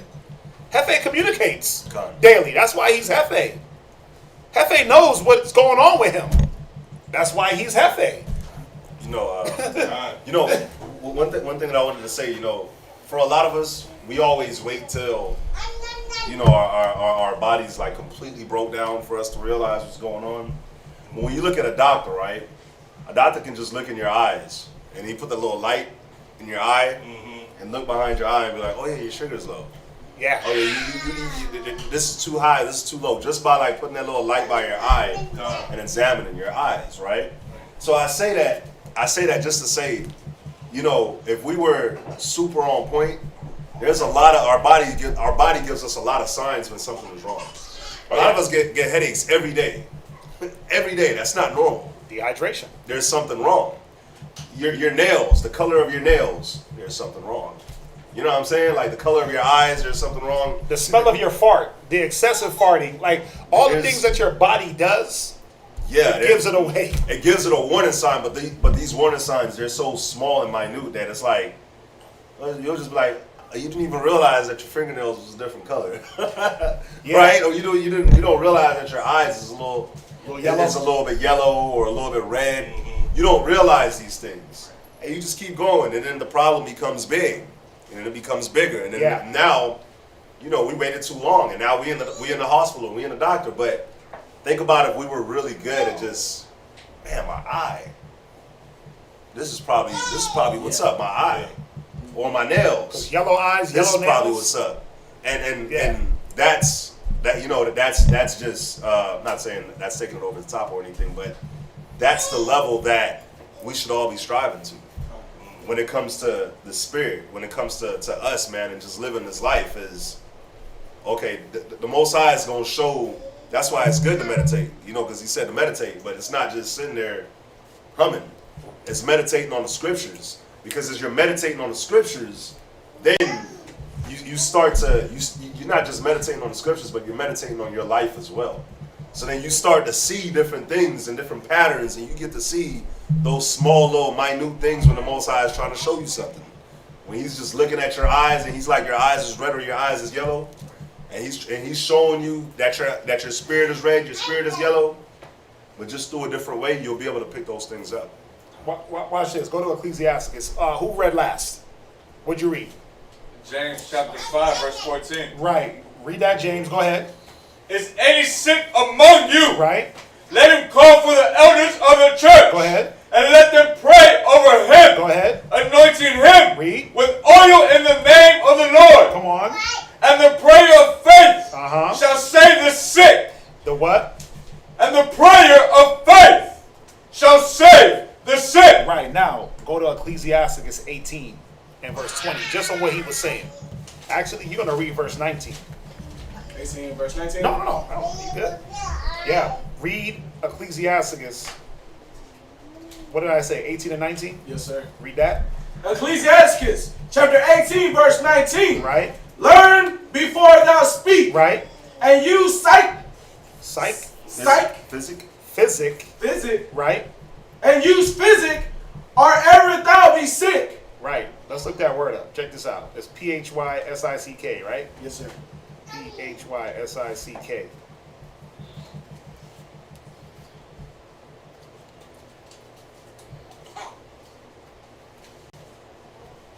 When you look that word up, It says the art of healing disease. It says medicines, remedies for disease. now leave it right there. It says remedies for diseases, right? Read it one more time. Learn before thou speak. Right. And use Physic. right? And use physic, or ever thou be sick. I'm probably saying it wrong, but go ahead. He said, ever thou be sick, right? So if it's medicine, but it's saying use it before you sick, what is it telling you? It's telling you to be proactive. A lot of us ain't proactive in our journey. You wait for the calamity to hit. So what is the proactiveness? What's the medicine? Well, let me take into counsel, even if it don't pertain to me right now. A lot of times when we sit around, man, and we be having feasts and we partying and dominoes, or even after class, we get into these conversations that a lot of brothers and sisters miss, mainly brothers. You miss the intricacies outside of class. There's a lot of conversation that we have outside of this. You're just getting scriptures here, right? You're getting scriptures, you're getting edification, but are you getting the conversation of, man, how should I deal with my rib in this situation? Yeah. And my methodology, my method. See, brothers get that. When we sit back and we talk daily, when we're around each other and it's like, man, I was going ready to go do this, and, you know, how should I approach it? Oh, well, you know what? You should approach this way because, remember, the last time you approached that the other way, you threw off the house, or you threw off your own spirit, or this happened, so try this approach. It's little intricacies that brothers miss. You miss the medicine, really. And then you be sick, and then you're trying to now overdose. Now I got to go super pray. I got to go stand butt naked in front of the East. You don't have to do that. All you have to do is just be around the conversations that was being had. Be around the medicine, the unity. He said it's like a precious ointment. You feel Neosporin on cuts, and what does it do to the cut? Heals it up nice and quickly. You damn near don't even see a scab. That's the medicine. Read on. Before judgment, right? Examine thyself. Wait, do what? Examine thyself. Examine yourself before you judge. Don't wait till you be a judge and then all of a sudden, like, you want to be a physician. You want to be an examiner. You should have been there, or all of a sudden now you being judged and you want to fall before us in sackcloth. And that's why the scripture says a spiritual man judgeth all things, but he himself is not judged of any man. Because he's judging everything. Yeah. He's judging himself too. But listen, it gets old, man, when brothers is catching hell, and then we we give you counsel for the moment, for the future, for the past, for the present, for the next 50 years, and then it's like, I ain't gonna take it, but then I'm gonna condemn myself, and then I'm gonna come after months of condemning myself, fall before the priest, sackcloth with half my hair pulled out, my beard ripped out, like, heal me. It's like, wait a minute, huh? We was trying to give you that before you got to this level. Read on. And in the day of visitation, thou shalt find mercy. Right. Thou shalt find mercy. Go to Psalms 141 and 5. Somebody else get Proverbs 27 and 5. Psalms chapter 141 verse 5. Read. Let the righteous smite me. Go ahead. It shall be a kindness. Come on. And let him reprove me. Let him do what? Reprove me. What do brothers run from? Reprove. What do sisters run from? Reprove. Go ahead. Reprove me. It shall be an excellent oil. It should be that oil that runneth down the beard, even Aaron's beard. That precious ointment. Go ahead. Which shall not break my head. Yeah, see, y'all think that we out to just destroy y'all. You think that the correction, that the Most High, the correction is going to hurt you. No, it's not. What's hurting you is the lack of correction. Like any stubborn, rebellious child, what's his downfall? And what do you always, when you look at when you're in the supermarket and you see that child acting out with his parents, what's the first thing that comes to your mind? You say what? Thank you. Somebody needs to beat that behind. This child is lacking correction. That's the first thing you say, like, damn, whose baby is this? Somebody need to get a belt to him. Right? Go ahead. For yet my prayer also shall be in their calamities. Right, go to Proverbs 27 and verse 5. Read that. Book of Proverbs, chapter 27, verse 5. Go ahead. Open rebuke is better than secret love. Yeah, man. Open rebuke is better than secret love. You got to want to be told. A lot of us don't want to be told. We don't want to be examined. We don't want to be told that we have sicknesses. But he said open rebuke is better than secret love. Read. Faithful are the wounds of a friend. I mean, are we not all friends in here? Have we all not proven one another? Well, faithful are the wounds of a friend. Why? Because those wounds, those smites, it's not going to break your head like the world. Like the world, where the world will set you up.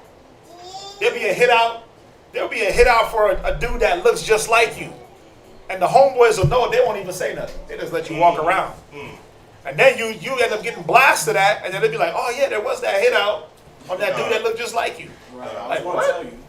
Yeah. When though? But after you was going to tell me at my grave? You was going to tell me when I was in the casket? Yeah. But that's the world though. Where the friend, he's going to give you the medication before the calamities even hit. It's just like your brother when he was here. What did I do that night? That Friday night when I said, bro, I'm going to tell you what's going to happen to you. Right? I'm going to tell you your fate. Not that I want it to happen. But what was going to happen to him, and nothing extreme happened to this brother's brother, but just how Satan tries to pull men out of the spirit and away from the spirit. Bro, didn't the exact thing I say was going to happen? Now, did it have to happen? Of course not. I gave him the pre-treatment. I gave him the pre-pills before the pills. He didn't swallow. He didn't swallow the medication that was needed to combat what we said was going to happen. You see what I'm saying? But do we not do that for all? All that at least come and say, hey, help me? Of course we do that. And that's what I was going to say too, is it's being said to the person because it's happened to multiple other persons. Yeah, bro. Nothing strange, man. It ain't nothing strange. It's just how it is. No temptation that is taking you is uncommon. So you can look at a man's circumstance and say, hey, if you continue down that path, these are the things that are bound to happen. They may not happen at this specific time or in a specific order, but they will happen. If you're an alcoholic long enough, you're going to catch cirrhosis of the damn esophagus, of the liver, right? You're going to catch pancreatitis. Your body will start to fail. You'll have dried up joints and tight tendons because long-term alcohol abuse, those are the side effects. So it ain't hard. It's not hard to show a man the things that can happen if they continue, whatever path they take. Hey, you continue to do righteousness, man, the Most High is going to bless you. Rock it through your house, right? But if you continue to do negative, the Most High is going to chastise you. Nobody wants to hear that part. It's like, no, don't tell me that. Don't prophesy on me that way. I want to hear the good things, the blessings. Sis. Well, that's like you said, long term, but sometimes it can happen quickly. But that's why I said, we don't know the exact timing or the exact order. But yes, it's bound to happen. If you keep giving yourself to those things. Scriptures say, you be about the flesh, that's death. You be about the spirit, that's life and peace. You see that? Read on. Verse 6. But the faithful are the wounds of a friend. Go ahead. But the kisses of an enemy are deceitful. Yeah, man. Because they'll kiss you on the cheek like Judas and stab you right in the damn back. They'll kiss you on the cheek. That's why Yahweh Shai said it. Betray us the Son of Man with a kiss. A kiss, bro? Yeah. They'll kiss you on the cheek and be setting you up. Kissing you on the cheek and winking to the next man. Come get him. There he is. Right. You see that? So we got to be more in the mind. And that's the problem with our outlook, though. We get into the mode where we do wrong, and then we think that, let me go hide amongst the sinners. Like Adam. Adam said, if I hide Job said it, if I hide my transgression like Adam in my bosom, you try to get around other sinners like it's going to make it all right. You know, even on the scripture, but the kisses of an enemy, Uh-huh. the kisses of an enemy are deceitful. Bring it out. Would you let your enemy kiss you? Would you let Esau come up to you and kiss you? Hell nah. No, you wouldn't. So Hell when you nah. think about the You can't even scripture, blow me a kiss. exactly. You can't even. Shit, they can't even do that. Nah, definitely not. So when you think about the kisses of an enemy, right? Your enemy would be somebody that you wouldn't even consider this person to be an enemy. That's why they But can get so close. That's exactly, and this is the thing. Like, if somebody is your enemy, they don't want what's best for you. Yep.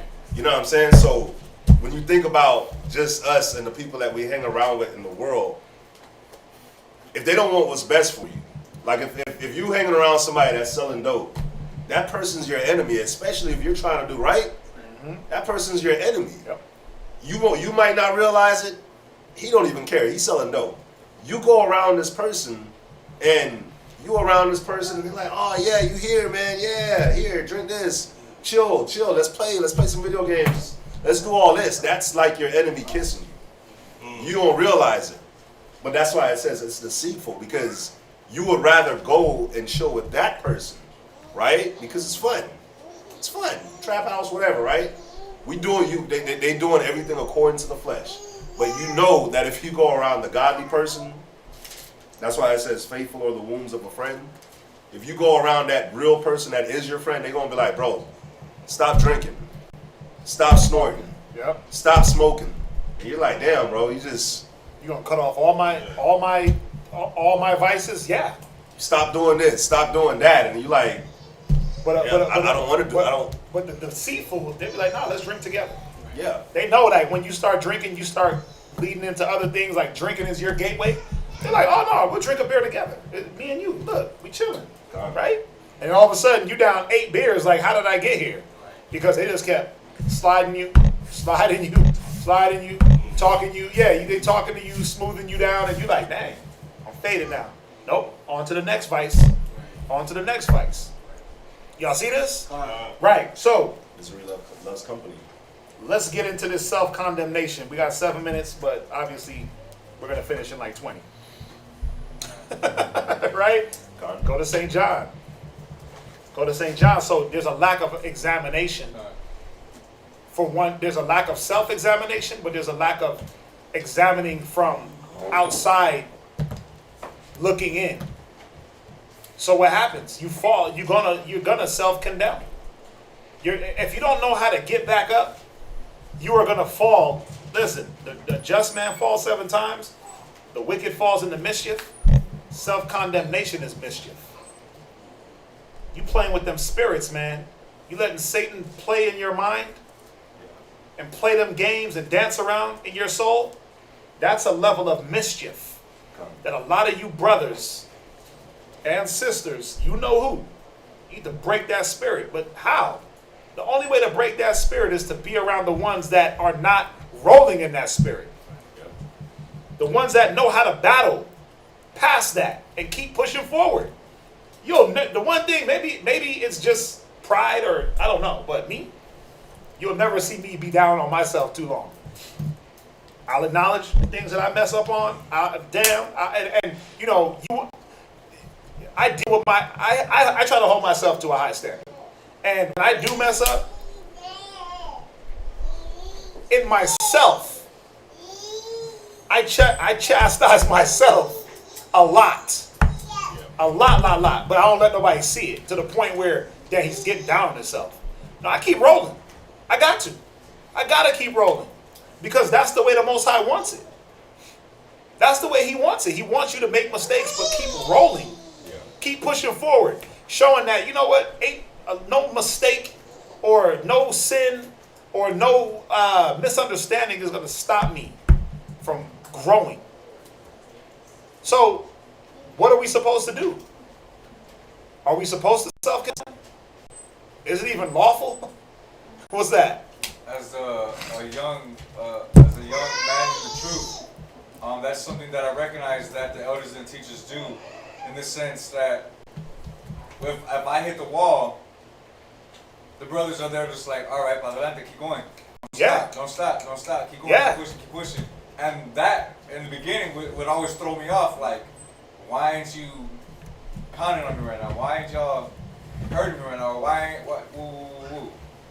Yeah, because every man different men have different levels, and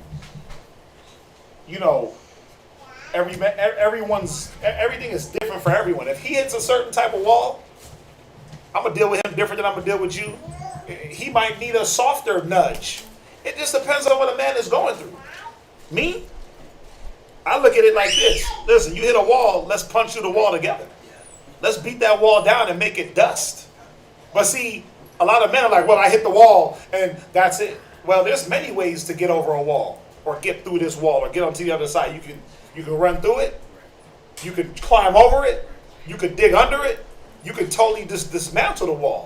You can knock it down with a sledgehammer, or we can do it brick by brick. Right? We can explode the wall.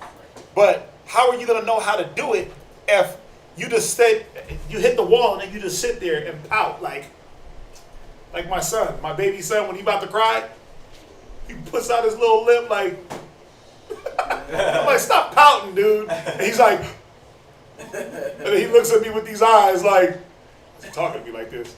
Stop pouting. Stop being big babies, man.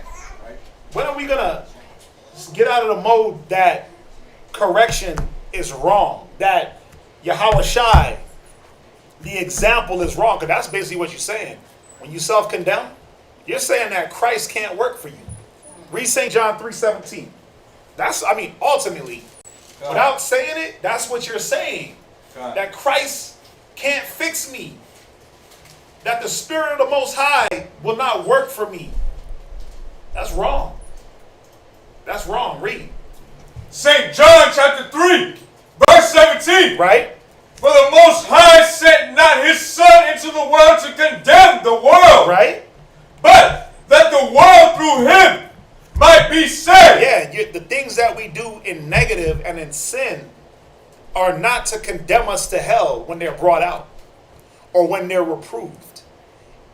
Why? Well, we know we got grace. It's for us to learn, to do better. But see, if you don't even understand correction and what it's for and how to use it and how to take it, you're going to automatically run from correction. And you're going to just be doing what you want to do, living how you want to live, and you're going to be, that's your condemnation. The fact that you separate for a time and then come back, oh, it's all good, priest. Yeah, brother, we all good over here. Are you? Because last I heard, you've been congregating with sinners. Ooh. Scripture say, blessed is the man that sitteth not in the seat of the scornful and standeth in the way of sinners. Blessed is the man. So if you running around with sinners, are you blessed or you cursed? Well, what's cursed is your mental. Because you're going to be looking at them like, man, I can't do better. Read. Verse 18. Right?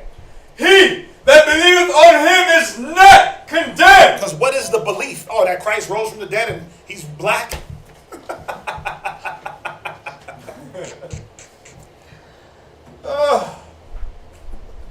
The belief is that the Son of Man came not to destroy men's lives, but to give man life. To give men life. The belief is that the gospel is going to free you. The belief is he that you shall know the truth and the truth shall make you free. That's the belief. Not that when Christ is preached to me, all of a sudden it's going to knock my head off. You better look for a different belief, man. We got it. Christ is black. The angels are black. Yahushua is black. We all black. The tribes are black. Dark skin, right? We all brown. The Bible is a book of people of color. Okay, next. Now what? Is that the only belief? You better believe that Christ is going to work for you and that he is the epitome of the method of what to follow. He's the example. Go ahead. But he that believeth not is condemned already. Again, because you're saying it in a roundabout way that without saying it, without words, when you don't step to Christ, you're already telling him, listen, your way ain't going to work, Yahweh. Your way ain't working, Yahushua. So I'm going to go do me. I'm going to go separate myself. Hold that real quick. Go to Proverbs 18 and verse 1. Actually, don't go with that. Read on. Because he hath not believed in the name of the only begotten Son of the Most High. Yeah, and what you haven't believed is all the things that Yahushua can do. That he can heal all manner of sickness. That he can cleanse lepers. That he can heal the maimed. He can pull devils up out of you. And the belief is also that if he can do it, so can you. So you automatically put yourself at a level of worthlessness, truthfully. I mean, we're all worms and worthless, but you just took yourself to the lowest of the lows where the Most High can't use you. Read on. And this is the condemnation Go ahead. that light is come into the world. Go ahead. And men love darkness. Yeah, man, to the point where you'll question the light. I said this before. You be trying to ask, what type of light bulb is that? Wait, y'all using is that fluorescent light or is that a natural light? Is it a soft yellow? A soft white? Is it a 70 watt? Like, nigga, doesn't matter. Step in. Step into the light. It don't matter. Like, it shouldn't, right? It's Christ. Right. It's the most highest righteousness. Step in. It don't matter. You trying to judge the light. You trying to judge the light, and it's like, who are you? You sick. You pale as hell. Any light is going to give you some type of melanin. Some type of dark. You pale, man. You looking sick and dead. God. Come on in to the light. Step in, my brothers and sisters. Go ahead. Rather than light. Read. Because their deeds were evil. And that's why you question the light. Because you want to find an excuse to stay in that mind state. Well, you know, man, them fluorescent light bulbs, those right there ain't good for your skin, so I ain't doing that. Man, you know, I only deal with 100 watts. Man, that's only 60 watts over there. You know, it's not bright enough for me. Nigga, it's too bright, but you want to keep hiding. You want to keep wallowing in your sorrow, wallowing in the mire. The rapash is the word for mire. You want to wallow around in that, thinking that you're doing things the right way, and that's not the right way. And then when you come around, it's like you looking at and trying to judge certain things that are in the light. Like, wait a minute, where you been? Where you been at that you can be a judge? That you can question things. You won't even let yourself be examined so you can be fixed. You have no right to question. The only thing you should be questioning is, how can I get healed? How can I get fixed? How can I be helped? That's the only question a lot of us should have. Not how come this and how come that and where this and where that. Where are you when it's time for the healing? What's that, Yashikar? Prisoners that are incarcerated. Right.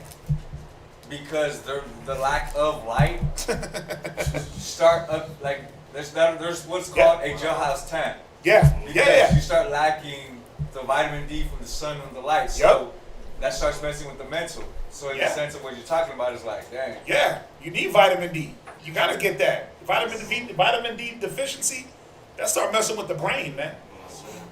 But again, you questioning the level of, well, is that a natural source of vitamin D?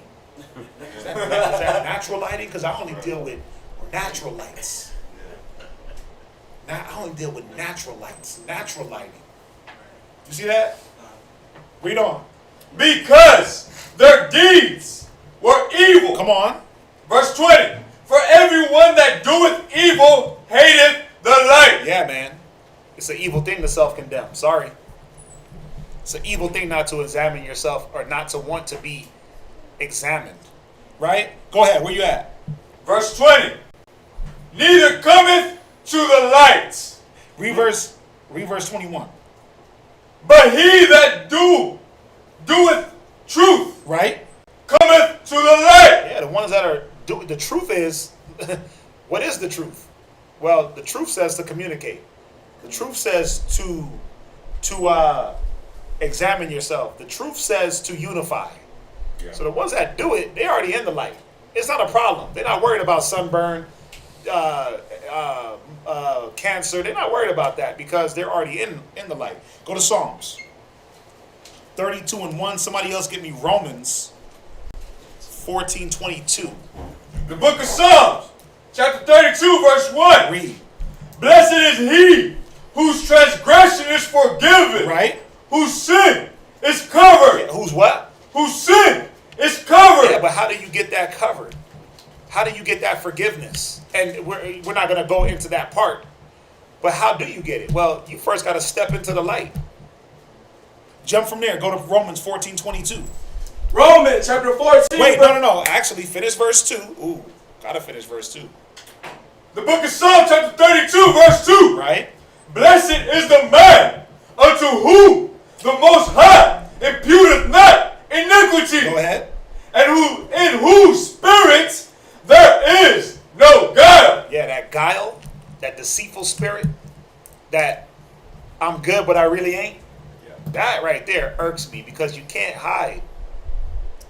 You can't hide it, man. You can't hide the look in your eyes. The look, it's like, what's the one show? You in the sunken? What's the one play? What's the one show with Peanut? Get Out. You looking like Get Out. You crying inside, dying, shattering. Spirit is shattered, and you got these glossed over eyes. And it's like, all you gotta say what the problem is, and we'll help. All you gotta do is communicate with help. Don't sit over there by yourself, bro, sis. Don't sit over there playing with them demons, letting them things chastise you. Step to the light. But that guile, that I'm gonna hide what's going on. I'm a front like everything's all good. That's wrong. And this is why the godly sorrow, you can't attain it. That's why we keep redoing the same mistakes. And you keep feeling the same way every 3 months, every 2 weeks. You're like, man, I'm not good enough. Man, I'm not good enough. Man, I'm not good enough. Well, remember, you weren't not good enough before you sinned. But now you're just propelling yourself all the way into the depths because you won't do the right steps to get up. Right? What did I call after that? Romans chapter 14, verse 22. Go ahead. Hast thou faith? Do we? Well, some of us lack. Some of us faith is greater than others. Is it wrong? No. It's just the level that we're on. Yeah. But see, check this out. Read. Have it to thyself before the Most High. Go ahead. Happy is he, right, that condemneth not himself, and that thing which he alloweth. Yeah, a lot of us allow those spirits to creep in. But it says, happy is he that condemneth not himself. A lot of us ain't happy, man, because of the self-condemnation, because of the self-loathing. You're not happy. There's no peace. You're at mental anguish. You're depressed. Man, there's a word. But read on. Go ahead. And he that doubteth is damned if he eat. Go to 1 John 3:18. First John. Somebody else got Ecclesiasticus 14 and verse 1. Read. 1 John chapter 3, verse 18. Right? My little children. Right, verse 20. Salat. Verse 20. For if our hearts condemn us, Right? the Most High is greater than our heart, Read. and knoweth all things. Yeah, how are you going to let your puny thoughts condemn you? Remember, you're just a worm. Remember, your righteousness is like filthy rags, so you have no say-so. How can we have a say-so above the Most High either way? We don't. He's greater than us in everything. Even the level of standard he wants us to attain, like he said. The harder we push, the more the Most High excels. So how can you tell yourself, well, the Most High ain't gonna get me out of this calamity or out of this predicament? Let me just go loathe. That's wrong. Read on. Beloved, if our hearts condemn us not, Right. then we have confidence. Then have we confidence towards the Most High. Right. The confidence is that whatever we are put through, no weapon formed against us is gonna prosper. That when the Most High puts you low, he's gonna bring you back up. That he kills, he makes alive, he wounds, he heals. He brings you down to the pit and then raises you up through wisdom. That if I apply wisdom, I don't have to sit in this mind state. Go ahead. And whatsoever we ask. That's it on that. Ecclesiasticus 14 and verse, and we'll end it here. Ecclesiasticus 14 and verse 1. The book of Ecclesiasticus, Right? chapter 14, verse 1. Go ahead. Blessed is the man that hath not slipped with his mouth, Go ahead. and is not pricked with the multitude of sin. Read. Blessed is he Read. whose conscience hath not condemned him. Yeah, because once that conscience is condemned, you're literally telling yourself there's no way out of this. Now, wouldn't you be telling the Most High that he's a liar? Yeah, that's what you're saying. You're basically saying that the word of the Most High is not true. You're basically saying this. Watch. Go to 1 Corinthians.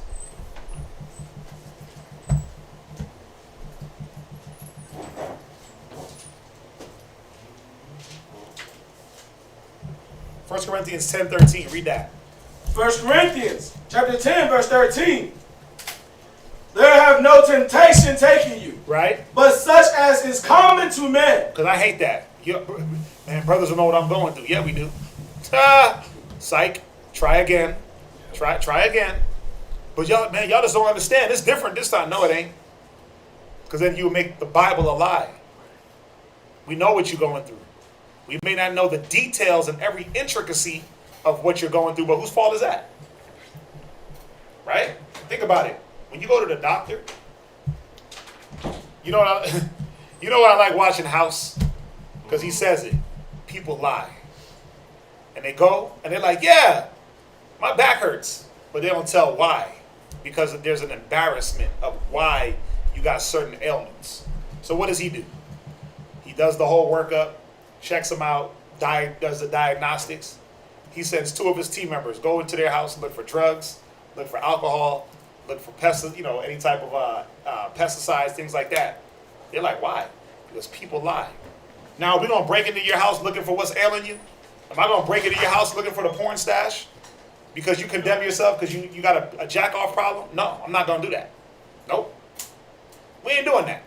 We're going to break into your house when you ain't there looking for what demon you're entertaining? You better talk. You better say something. You better get down to the nitty-gritty details, because then we'll be able to give you the details on how to fight. Watch, read. But the Most High is faithful. Right? The Most High is what? Is faithful. But you're saying the Most High is not faithful when you self-condemn. You say, no, the Most High is a liar, man. The Most High is repenting on his words. Come on. Who will not suffer you to be tempted. Man, I can't deal with this. Wait a minute. But the Most High said he's not going to give you more than you can handle. But man, y'all don't get it, man. This time, man, the Most High, he did me like Job. Well, guess what? He didn't give Job more than he could handle. Right? Touch him, but don't kill him.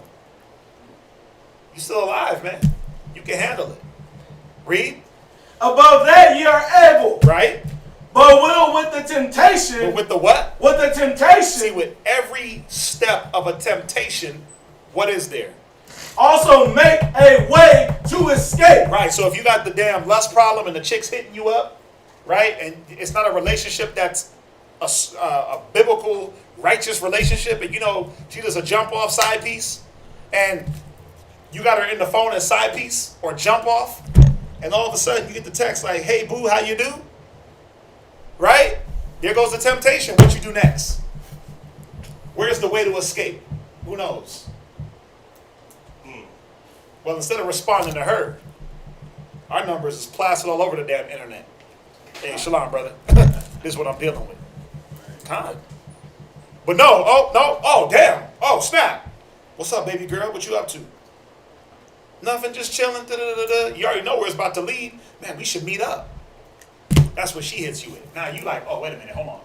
Damn. You know what? I don't want to entertain this no more. What's the next thing you should do?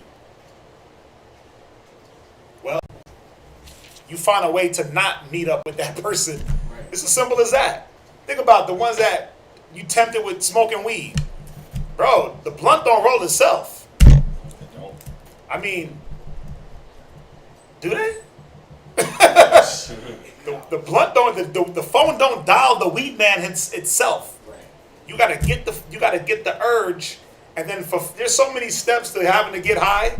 It's almost pointless. It's like, damn, by the time you get high, you just tired. You gotta run down the weed man. You gotta meet him somewhere, right?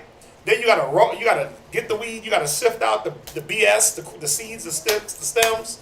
You gotta sift your own weed, right? Because you don't want to smoke the cigar weed. So you sift it. Then you gotta make sure that you gotta split the Dutch. I'm going through all the old school weed smoking steps because I don't smoke weed, so I don't know how they smoke weed now.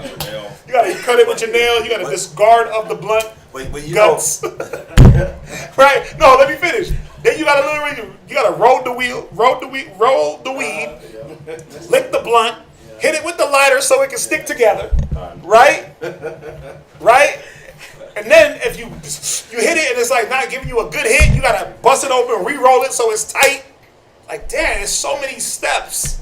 You gotta do all that. You gotta pack it. You like, see, it's mad steps to getting high. Yeah. So that means that there's even more steps to fighting the temptation. Right. There's a lot of steps to committing adultery. But you know what I like though? Do you see how? Real quick, do you see how? Start talking about weed, man. The crowd get. Y'all making me wonder, man. What's up?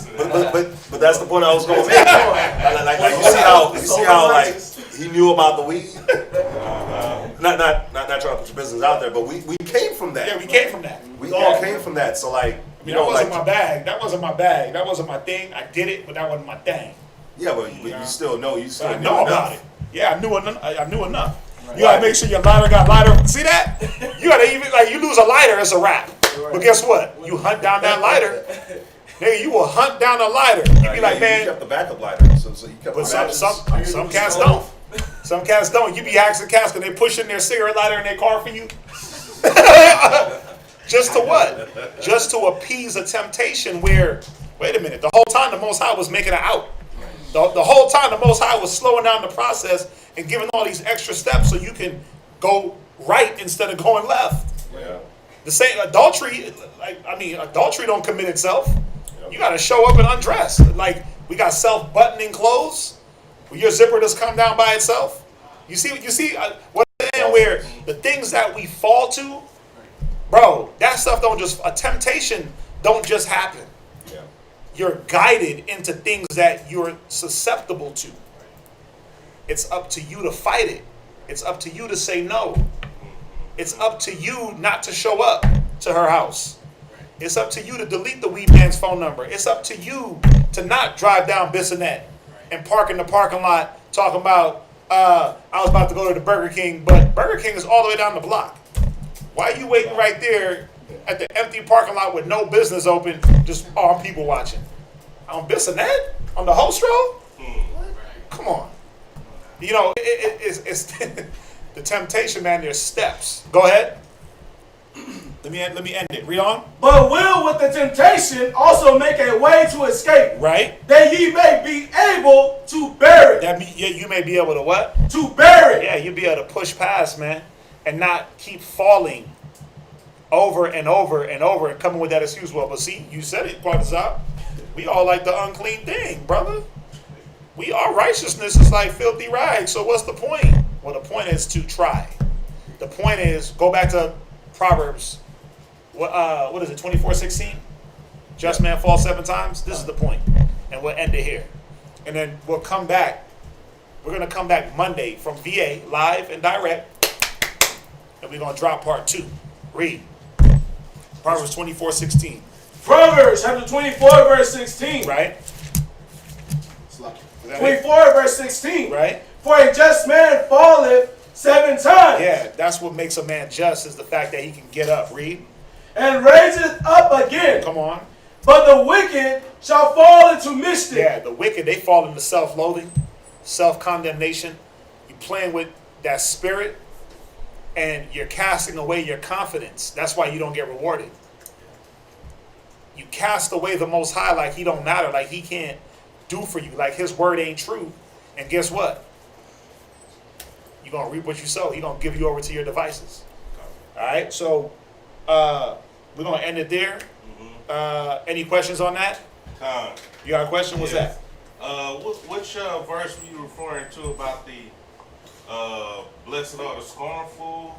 Proverbs chapter 1, verse 1. 1 verse 1. Okay. Yeah, it's blessed is the man that sitteth not in the seat of the scornful. Yes. Or okay, and the other one, it was you didn't go to it. The Proverbs 18 and 1.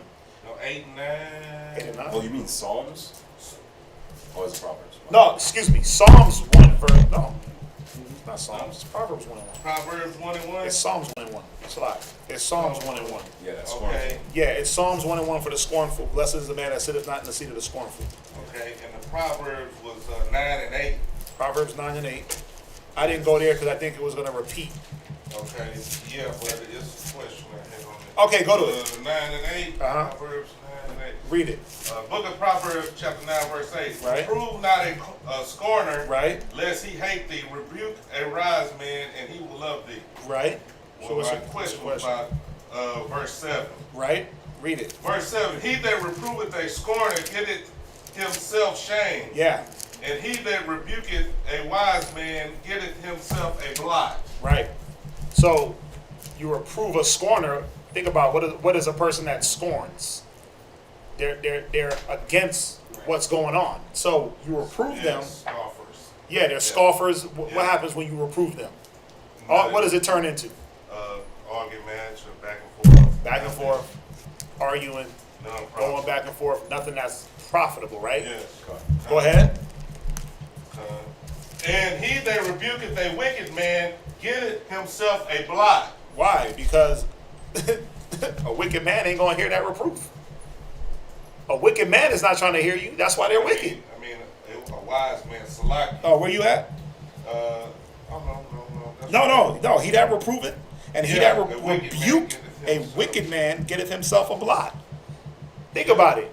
It's the same thing. A wicked man, all it is, what do you get?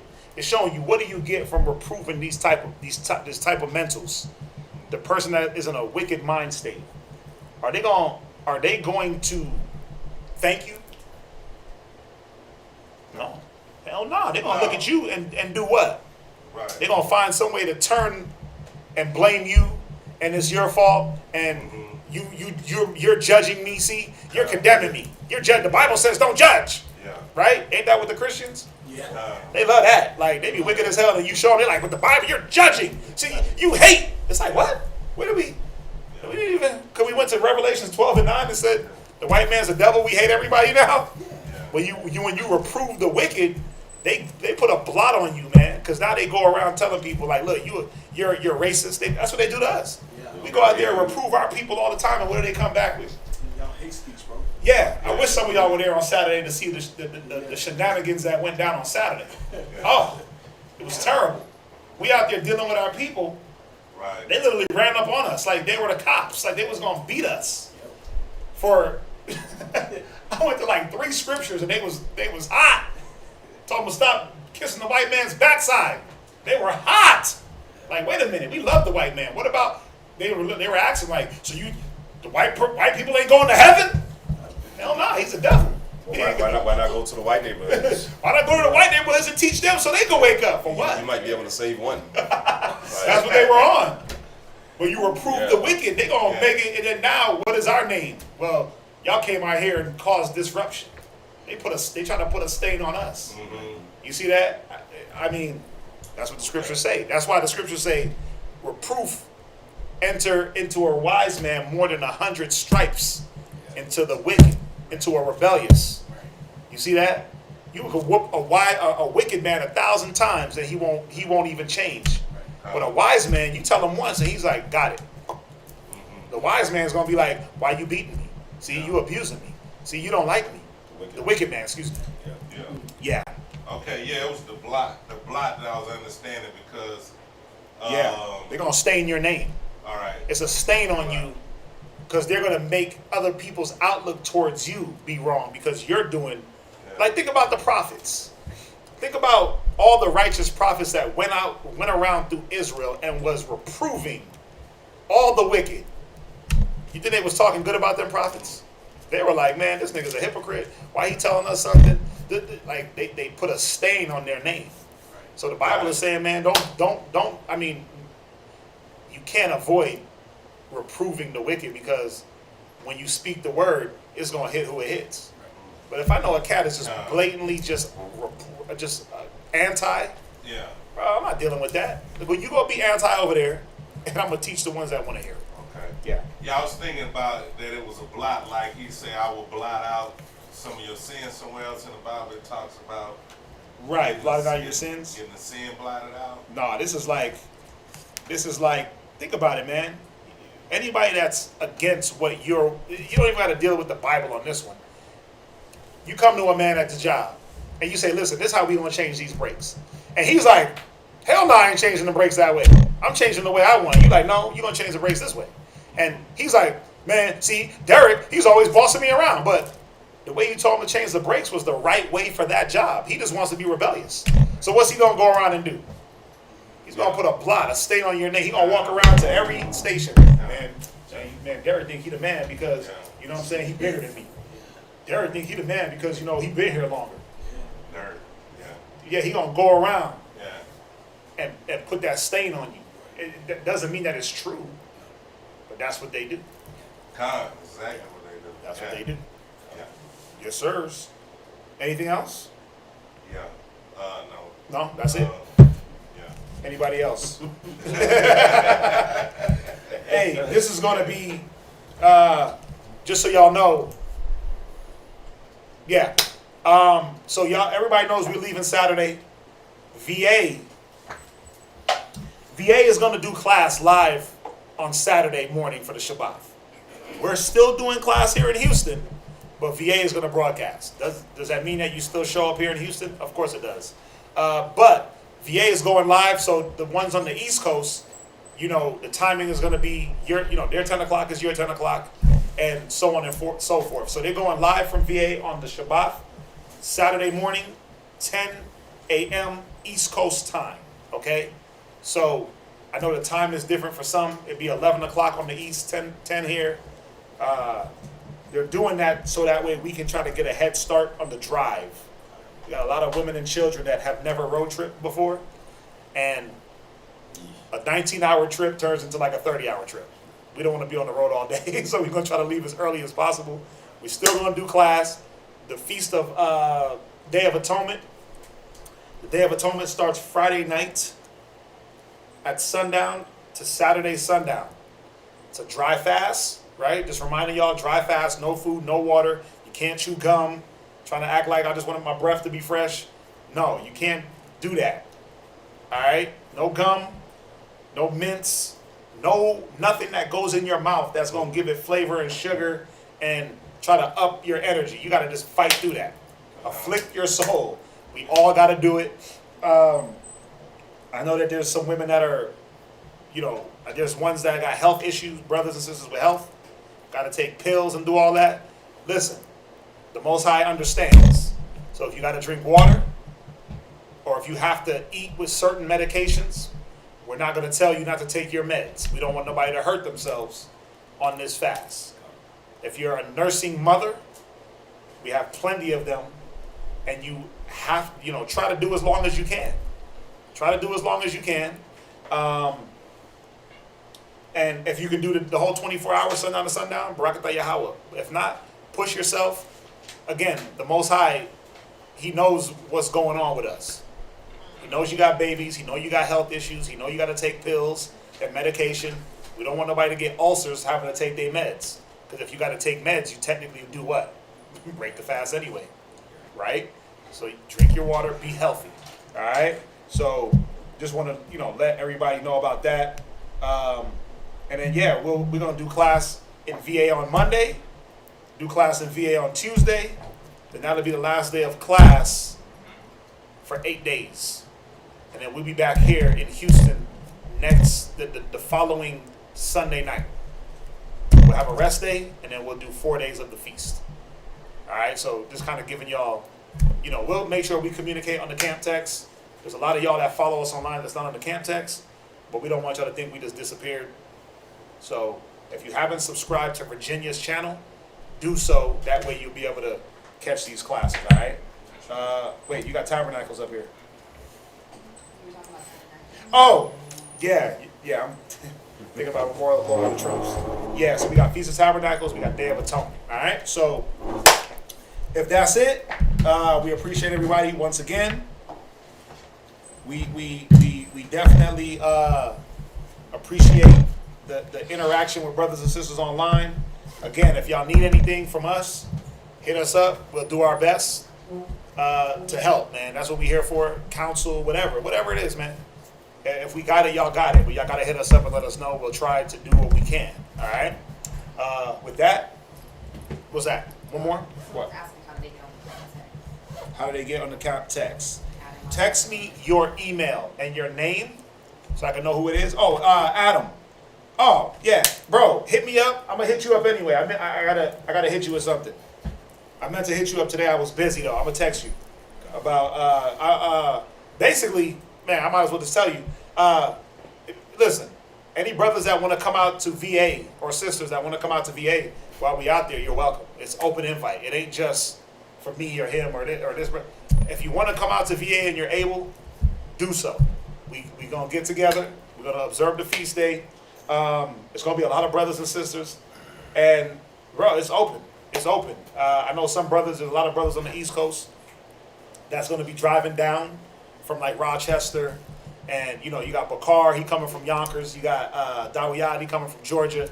So you got brothers that's already over there that's going to make the trip. Devin from Philly with his family. So, man, if you want to roll. I mean, it's open. We just ask, that when we do get together, that we respect one another and understand why we're doing it. We're doing it to show the Most High that we're trying to unify and that we're trying to build His kingdom. All right? So, yeah, so Adam, I meant to hit you. But, yeah, if you want to roll, bro, we're going to be down there. So you free. You free to come down, meet with brothers. I know you've been watching for a long time. Come down, meet with brothers, congregate, get some of that brotherhood, some of that unity. All right? So, and that goes for everyone. All right? So, was that it? Yeah, man. I'm excited. I'm excited. I'm excited. Not for the road trip itself, but to get there. Yeah. Right? Not looking forward for the drive, man. We got newborns in the car. It's going to be terrible. Anyway, with that, we're going to say shalom. Shalom! And we will see y'all here, or we will see y'all back in Virginia next week, Monday. All right? But remember, they got class on Saturday. All right? All right. The scepter would never leave Judah. The scepter would never leave